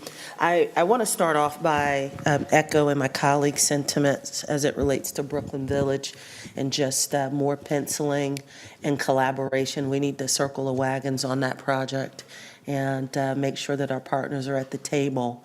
And it's an important part of the city, it's important history, and I just want to make sure we do right by that space, so keep working on that. I would advocate for keep working on that. But I do have a couple other questions for you.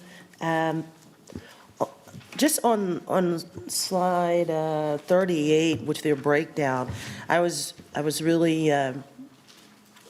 taken away by this 102 units for home ownership. You know, we had talked about doubling the investment in home ownership, more than doubling it, so it's 25% of this of the housing trust fund. So to have those units, that feels really good. But I just had a question around the units for home ownership relative to the overall base, right? So right now it's looking like it's a little in between 9 and 10%. Just eyeballing it. I know it's much higher than we've had in the past, and in the past I've asked for it to be about 10%, at least 10% of the total budget. But can you just say more about the actual units that we might potentially see? I know Ms. Watlington just asked about the down payment assistance and other things, but do you see it in the horizon any more units coming on board for home ownership? I believe that there's more of a pipeline out there. I mean, we've seen home ownership new production from our great partners at Dream Key and Habitat. I know that they plan, several years out, and then we expect to see more in the pipeline in your next round. I would ask Warren, do you have anything to contribute there? I know you work closely with those partners. Yeah, we have some great homeownership partners. And what you're seeing in front of you are just their current asks for this current round. You are not seeing their full pipelines of production. I will also say that one of the things that, we're currently at just a point in time where homeownership is just disadvantaged due to high interest rates, which is making it very hard on our partners to pencil these out. Yes. We're hoping that those interest rates will moderate some to help with some of these gaps. The problem that we're seeing is just the enormous gap that they need to get our working class families into home ownership with these high interest rates. And so they've done a fantastic job getting you these 100 units up on the screen. But there's more city-owned land that's coming online for this. We've talked about acquisition, and home ownership has always been contemplated for acquisition. And then if we can just get a little help on those interest rates, it's really going to help to get these units out the door. So I'm very optimistic that you're going to see the pipeline that you're looking for. Okay, good to hear. But to see that even the mortgages are really, the total cost is really going to be under $300,000 for the units that you're bringing on is pretty phenomenal in this marketplace. So again, kudos on that. On slide 20, I think it's 29, where you talked about the West End apartments, that opportunity there on 0.45 of an acre. Can you just say more about this particular development? Is this something that we've seen in some of our peer cities? Or it just sounds like the level of density on this small plot is intense. It is, and this is particularly because there's no on-site parking. So this is a trend that we see across the country in much denser cities. It's also a trend for transit-oriented development, and I expect you'll see more of these in Charlotte. I believe this one came through rezoning. This has already been through rezoning, so we can also provide you with a link back to that information for more about how that parking waiver was achieved. But it's really thinking about, especially near the urban core, with good transit access. This might not be for everyone, but for people who are in Charlotte, maybe living without a car, and using transit to get around, and again, they're on the Gold Line, but there's other options for mobility. There is planned to be on-site bike share, close proximity to a EV car share. So there will be a lot of different mobility options for the residents here.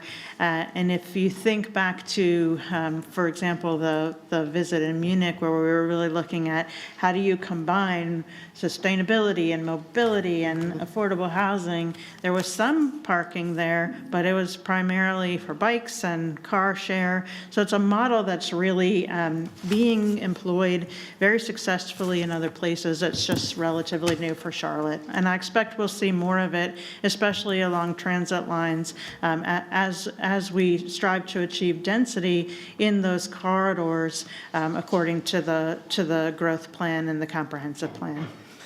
Got it. I think it's a great location and great use, given everything you said.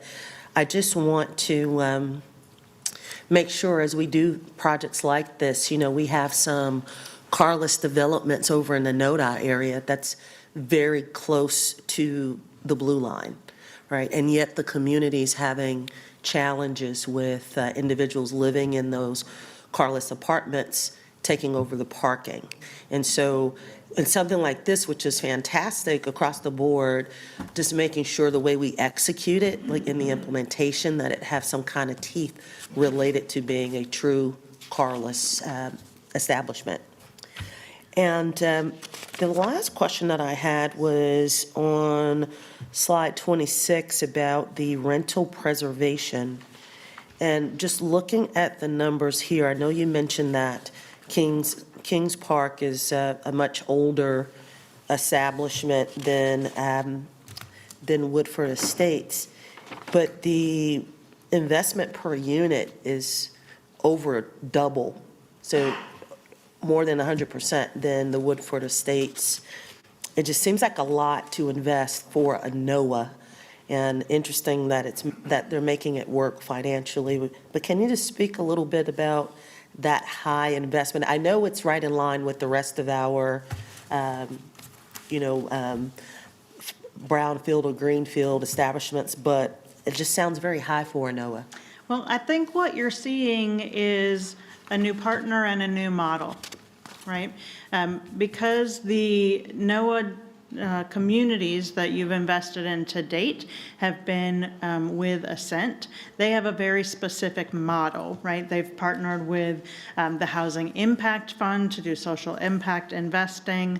They have a 20-year affordability commitment that because of the nature of that fund, they have shared that they cannot increase that affordability period, right? So even for staff, we looked at this and thought, okay, this is something entirely new.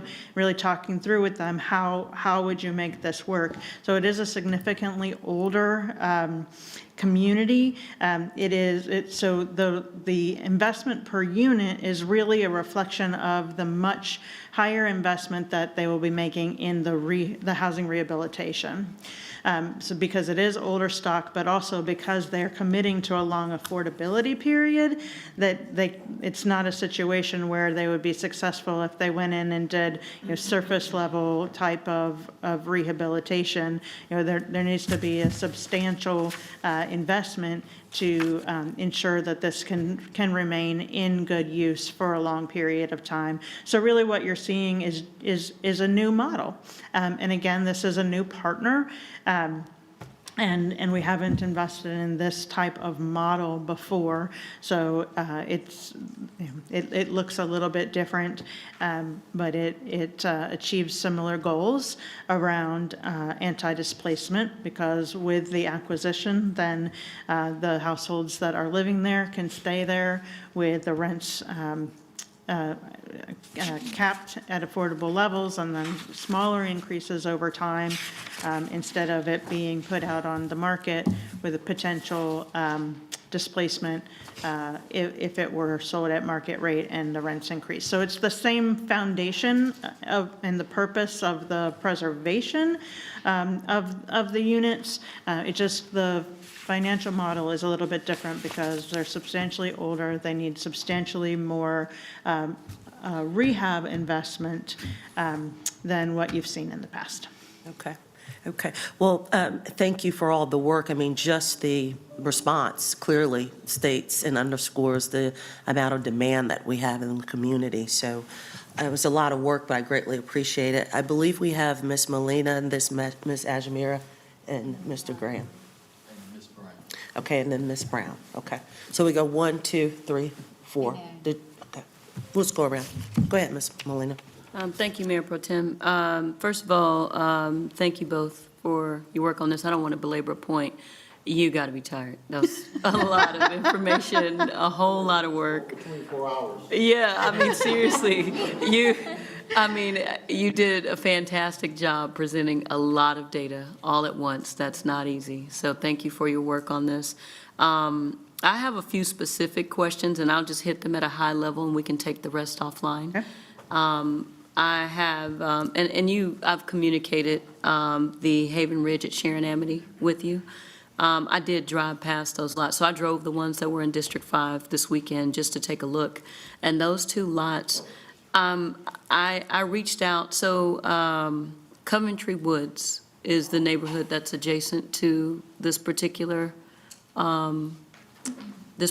opportunity. And not to call him out, but that's where John Autry lives. Right, and they have one of the biggest spaghetti dinners on the east side, right? It's famous, like the annual spaghetti dinner is a big deal. And so last week I spoke to the developer and I asked him, I said, well, have you spoken to the neighborhood? And he told me he couldn't reach anybody. So that was a concern for me. So what I did was start to reach out to the community, and then they were then interested in this particular project to know what was going on. So not to say that it's not a good opportunity, but I think, having a mother who's a senior, right, who is not car dependent, right, and I saw the bus stop that's right there, so that's absolutely a plus for someone who would be senior, but it immediately affects Coventry Woods if we're going to put 120 units where only 2 houses are right now. The vacant lot that's right there behind, the Dollar General that's on the corner. There's a vacant lot across the street, right across from the church. So this particular decision from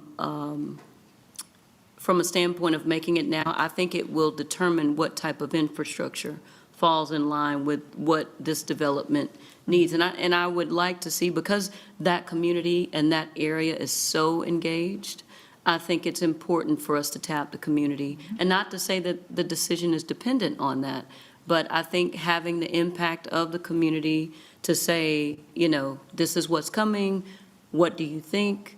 The Housing Trust Fund dollars that you entrusted us with, we're going to make a decision to do this, right?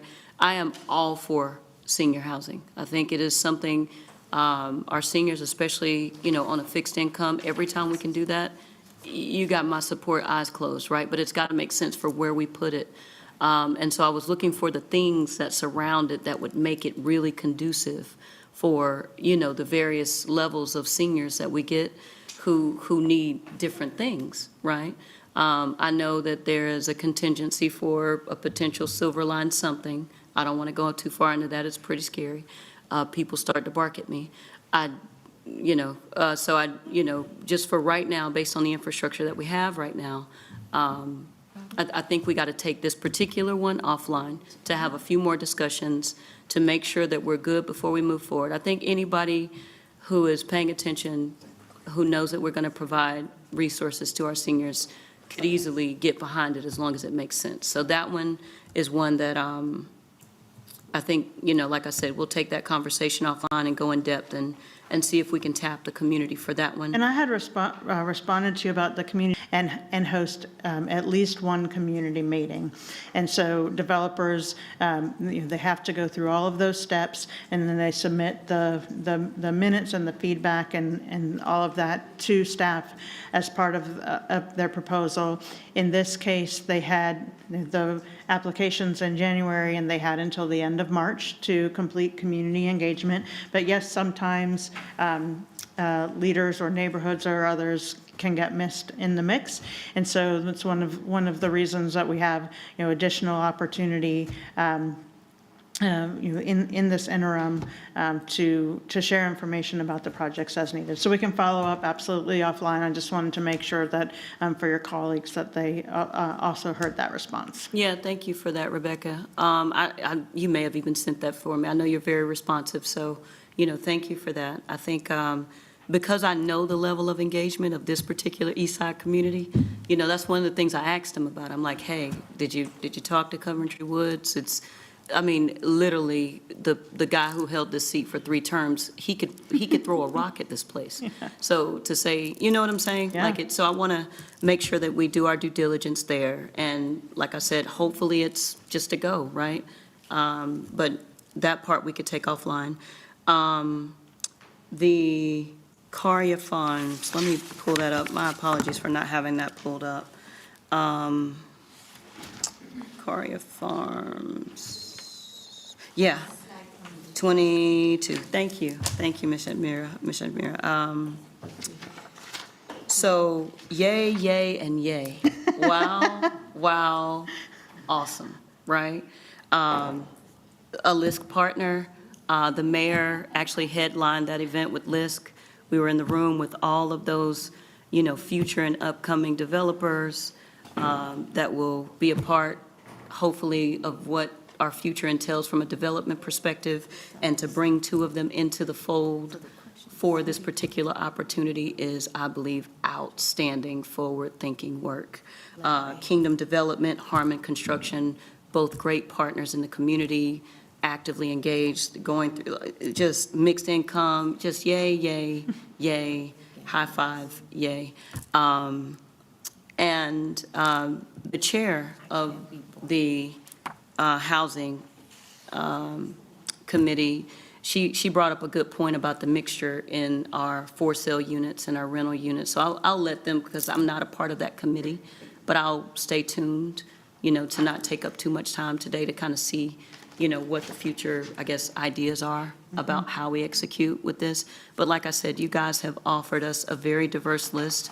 I will say this out loud while I have the ability to speak, in that, and Woodford Estates, that's Mark Etheridge and crew. I've already spoken to Mark.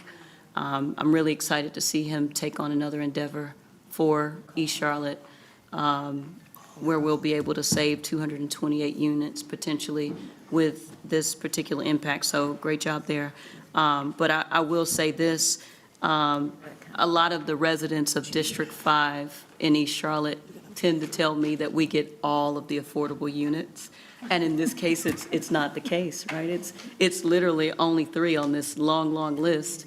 And we've really diversified where these are in our city. Right, so I see you guys being forward-thinking. I see you using every opportunity to divide these opportunities, across districts, with the largest right now actually being in District 1, it looks like. But there's still others that are spread throughout. So for the most part, great job. Look forward to taking the rest of the conversation offline. Thank you both for your work on this. Thank you. We have Ms. Ajmira and then Mr. Graham, and coming around. Thank you. Well, I have 3 points. I also like to echo the excitement of Mr. Mitchell. I think great job, Warren, Rebecca, the entire team for bringing this forward. It's great to see how many proposals we have received. And it's also gotten more competitive than the ones we had seen in the previous years, so it's great to see. I've also seen where the funding investment per unit has gone down significantly, which means we can stretch our dollar further and build more units.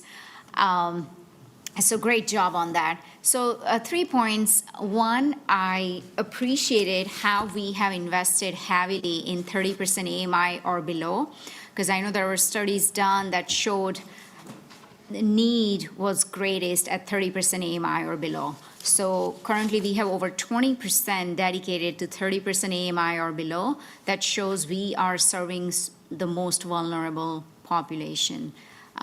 So kudos to you in really addressing an area that is very difficult.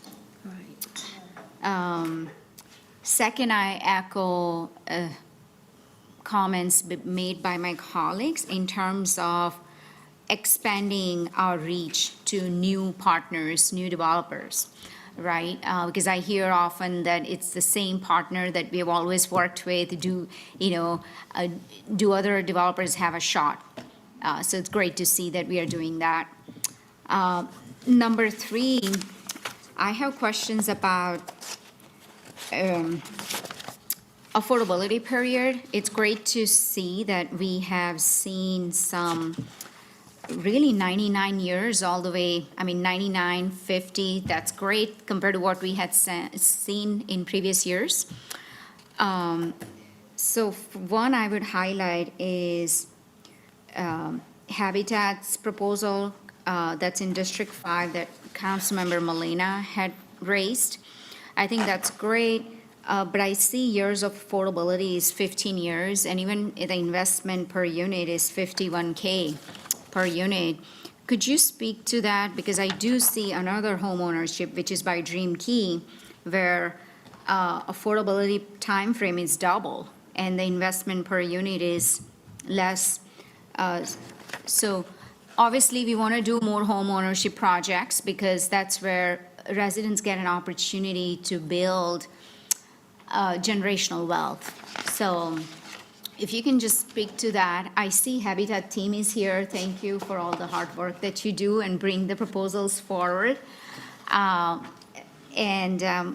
would like to understand more in terms of that. They have 3 proposals for homeownership, and all 3 have 15 years. Yep. So again, there are multiple ways to accomplish affordability in home ownership, and the Habitat model is specific to Habitat, and they work with homeowners from all the way from the point of interest in home ownership through getting folks ready, prepared, with budget-wise.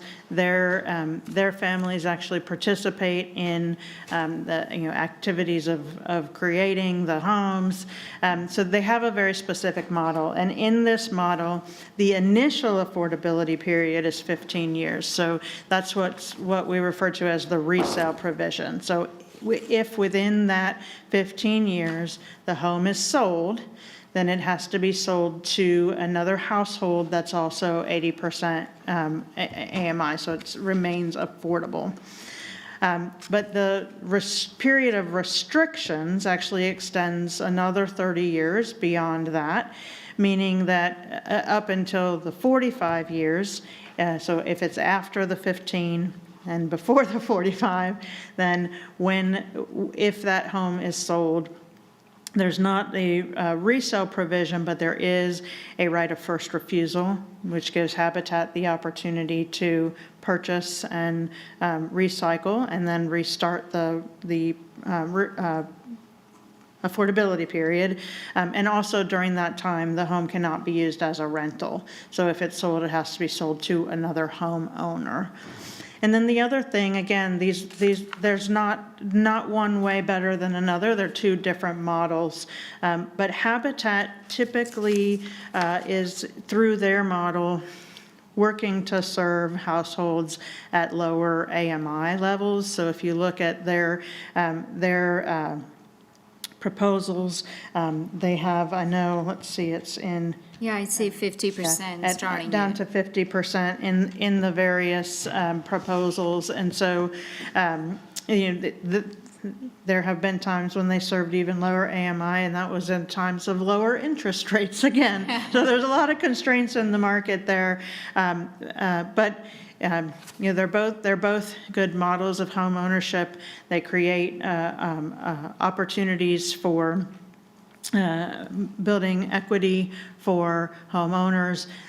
They have deed restrictions for to ensure that they can go back to other homeowners at an affordable AMI level in the future. And the goal is really to allow those new homeowners to build equity, and then if they choose to move on from that location, get another household into that opportunity.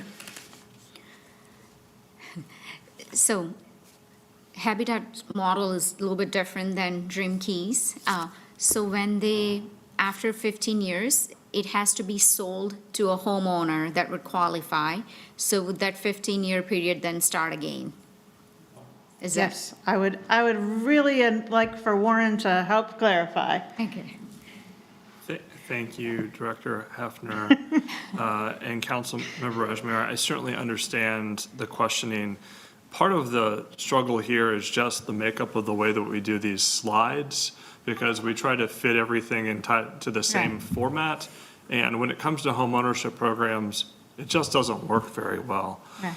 Habitat uses a very innovative model that includes a shared appreciation process where over time, their client, their buyer, their member gets more and more equity of that house. So early in the process, Habitat actually captures most of the equity.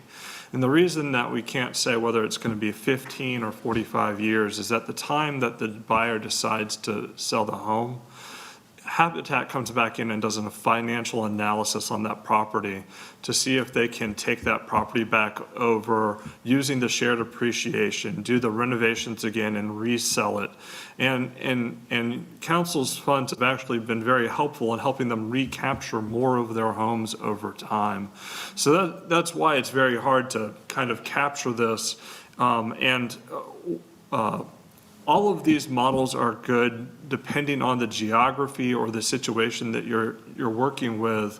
What I really appreciate about Habitat's thoughtfulness is that it really does a good job of balancing affordability and economic mobility. Right. You don't want these members to not be able to benefit from these properties. And so they have this structured in a very specific way so that the members can benefit and they can still capture these homes. And so the homeowner may sell at 25 and they'll do the analysis and they say, this is a great, we're going to do a resell, and then they'll sell it again and put the same precision. Or they might decide to pass on that just because it's not economically feasible, depending on what has happened in that neighborhood.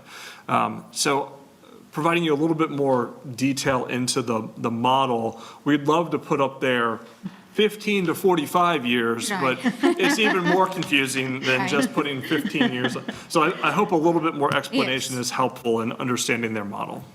That is very helpful, Warren. I like how they have come up with this innovative model where they're sharing that generational wealth that the homeowner has built, because there is an incentive, right? If you're putting sweat equity in it, you should be able to build that generational equity, but also there is an affordability component to it because we are investing. So it's great to see that. Lastly, I would also agree the point Councilmember Molina made about community engagement, especially in this, for this townhome.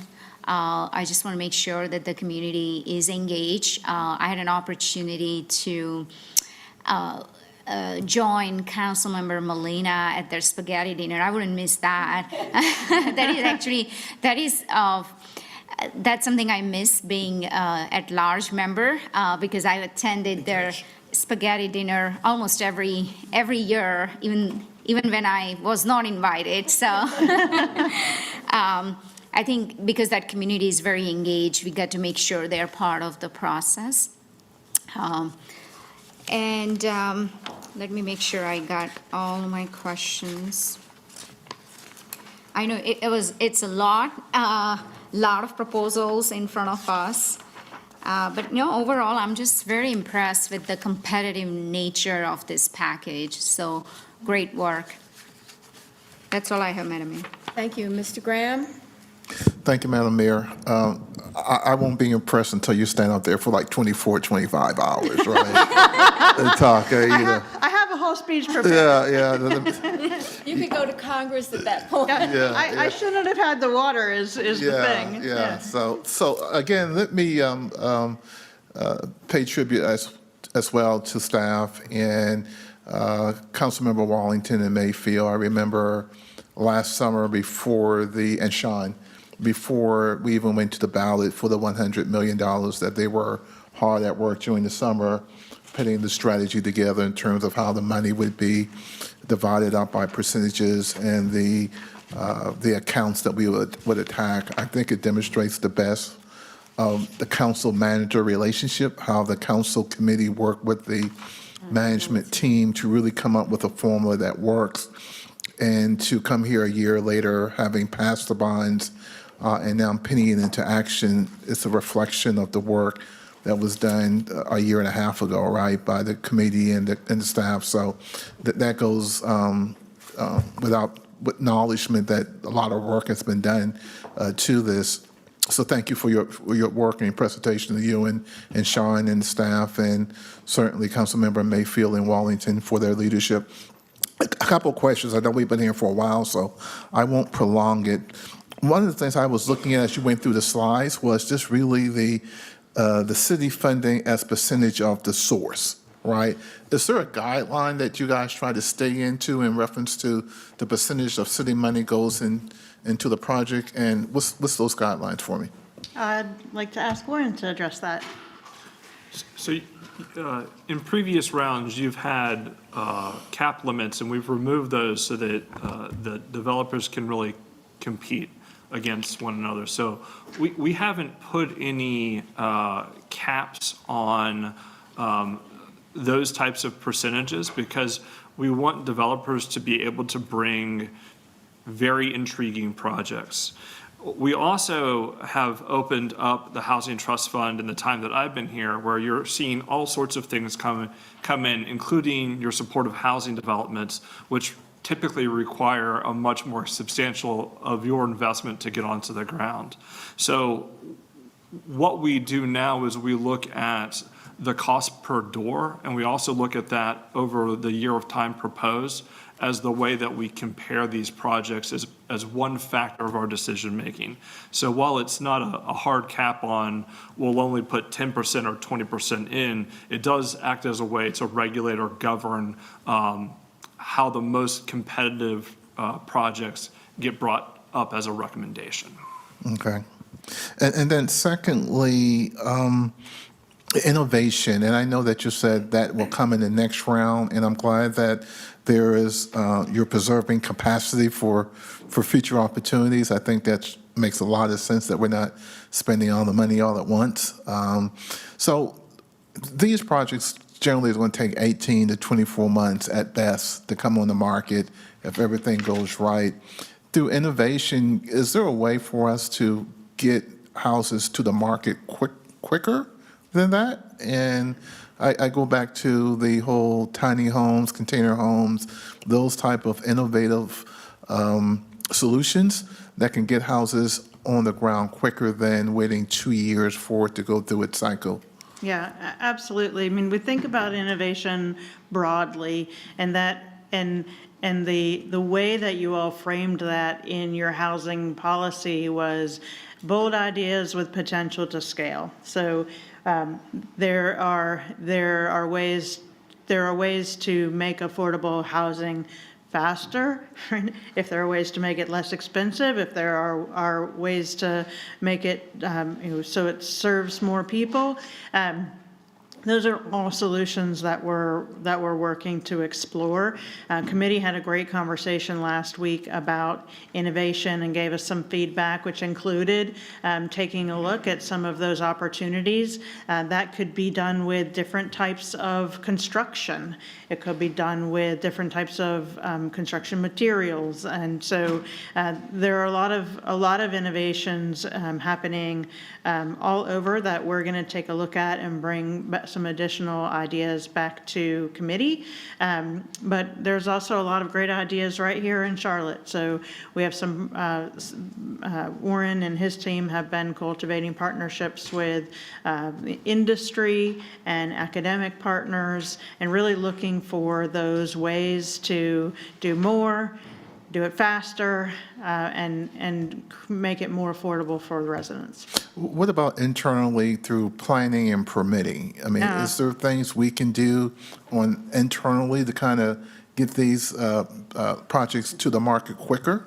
Yeah, we are always looking for process improvements and opportunities to move the developments through to approvals more quickly.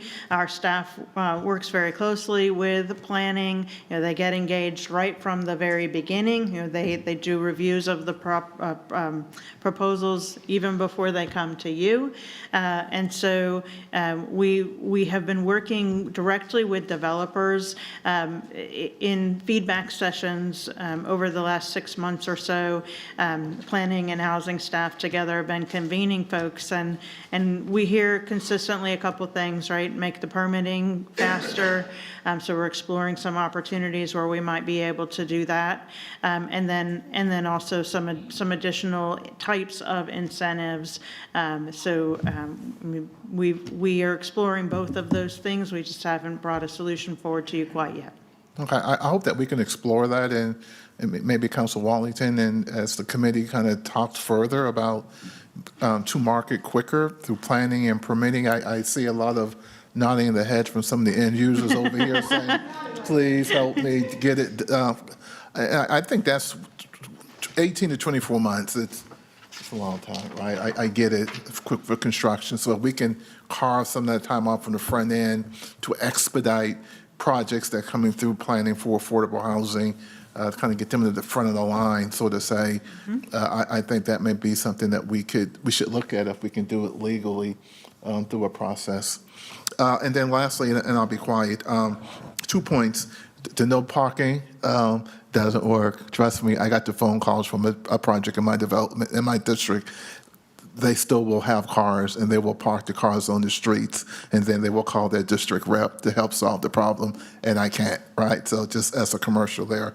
And then lastly, Brooklyn Village. I hope we proceed with caution, really. I mean, it's been like almost a decade that the folks on the 11th floor have been working towards this, and we're talking about $13.5 million, which is our largest allocation for the trust fund.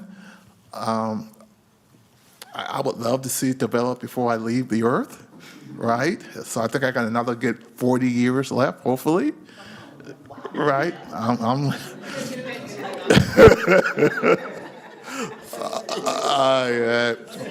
The Graham stock is good, trust me.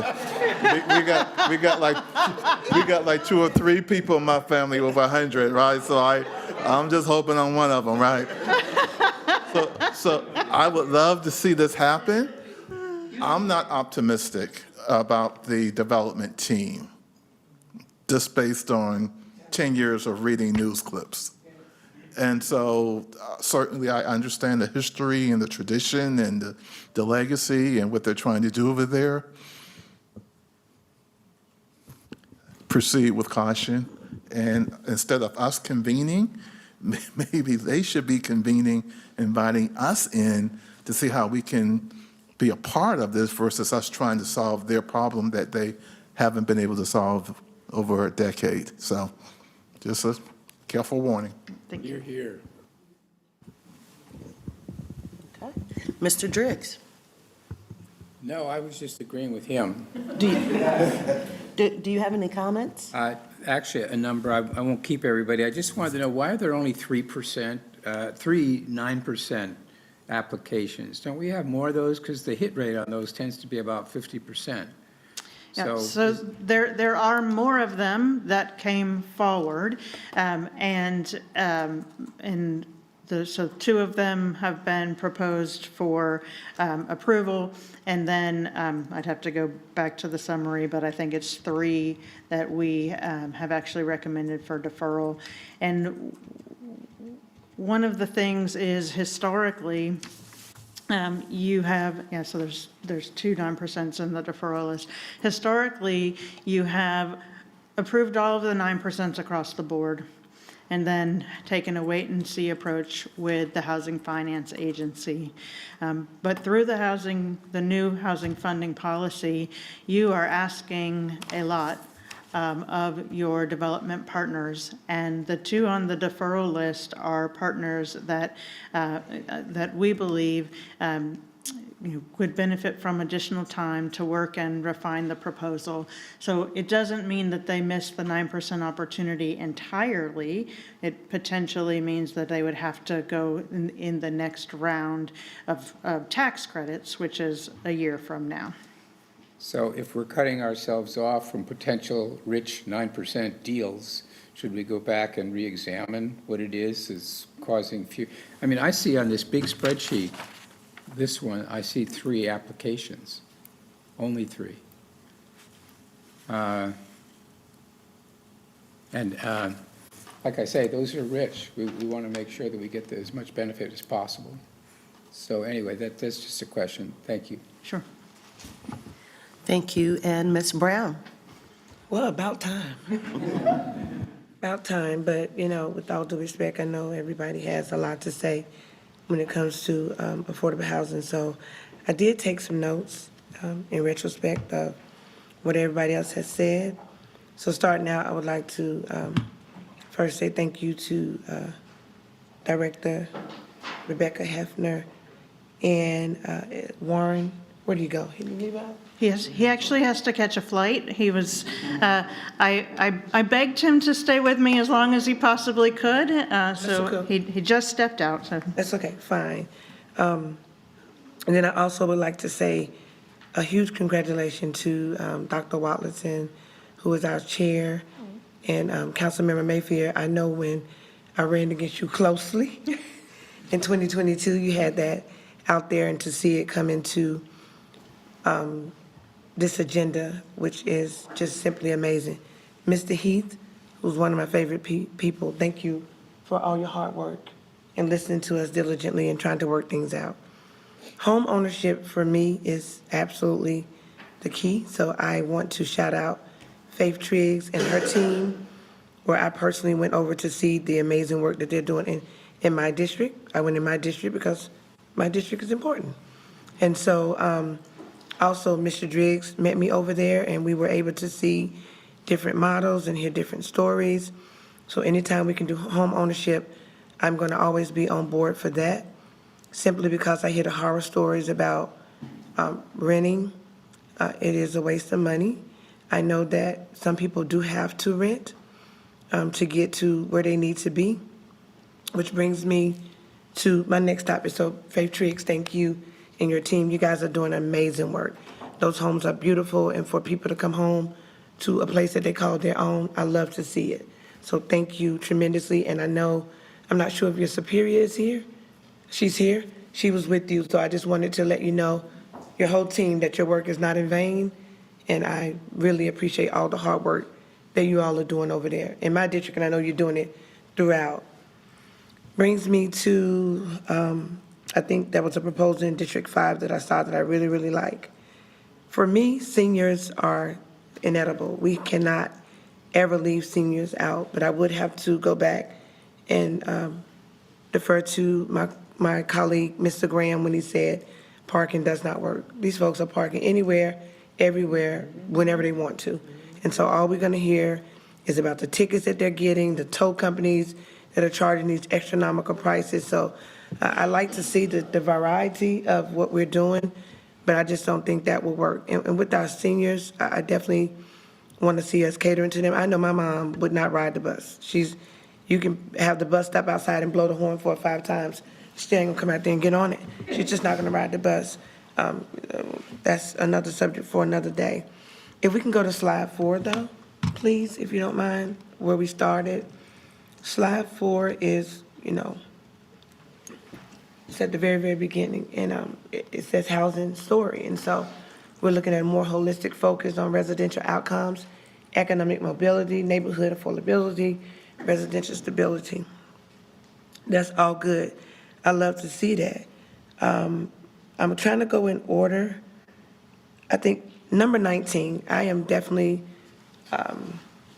slide 19, which puts Brooklyn Village, multifamily. I got a lot of phone calls about Brooklyn Village. And so it looks like Brooklyn Village has been put on a deferment list, and we're saying proceed with caution on Brooklyn Village. I would like to get more information about the deferment and what we're proceeding with caution about. In that area, historically, like the Bethlehem Center, which is very near and dear, not just to me, but to some other people, we didn't know that it didn't sell until, I think I was told in December of last year. Across the street from Brook Hill. Across the street from Brook Hill, all tied together though, the community, Yeah. the historic site. Yep. It's in close proximity where the folks in Brooklyn Village flew in that Bethlehem Center, and it was demolished. And so I didn't, know about that. I know that you made a decision in City Council in 2020, but I wasn't here, but I'm here now. And so it's only right that I ask about it and tie it into the historic site. So Brooklyn Village is definitely something that I'm cheering for to move forward. 99 years will serve for generations and generations to come. For me, and what I see and what I hear from a lot of people is bright, shiny, and new. That is awesome. I love to see nice buildings going up, but I also can go to a city like Philadelphia and see historic sites where there's small business owners, rows and rows and rows of them, rows and rows of historic buildings that are still standing. So I'm a #1 contender for that. In Brooklyn Village, my grandmother, my mom, everybody lived in Brook Hill and Southside. So I'm definitely going to fight with that. When we say proceed with caution, I just like to know what that means, because that's historic, and it may have been on the table for decades, and we may have been talking about it for decades, but we just need to do the right thing by the city, the community, not just this city council, but the council before this council, the council that's going to come after this council. We just need to make some real sound decisions and do the right thing for a change. And just as a point of clarity, Brooklyn Village is proposed at a site uptown where, historically the site of the Brooklyn community. This is the parcel along Brooklyn and Alexander there where it's the Bob Walton Plaza that was recently Yeah, I know what demolished. Bob Walton Plaza Yeah. is. Okay, all right. And so I want to go down to slide number 26. That's the hideaway at Kings Park,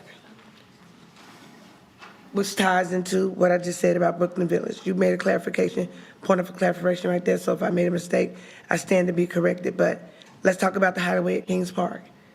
It's up against another great project, which I'm happy to see that. But as a district rep, of course, I'm going to be pulling for things that are in my district. I was elected by the people in District 3 for a reason, to represent them, to be the voice, to stand courageously, and when something comes up that looks like it's going to be enticing for them to stay in their community, again, history, wiping everything out, I don't want to see that. I do vote on a lot of development projects that are bright, shiny, and new. I would also like to vote on projects that could add history and instill value into our community. And then with that being said, I really appreciate all of the work that you and the team have done. It speaks volumes of your hard work, your dedication, your commitment, because again, it's very, very competitive, but you've taken it and you've dissected it and you've brought back some very, very competitive, good information to us. But I always would like to say that our history is disappearing in the city. It really is. I welcome all new people. People call me a unicorn when they see me, but at the end of the day, we need to try to hold on to as much history as we can in the city. Everybody is selling everything. Everything is being knocked down, and I'm just not with it. That's not something I support. And so thank you so much. Thank you. I cannot believe that we've gotten all of this good information out and all of the good feelings that we have.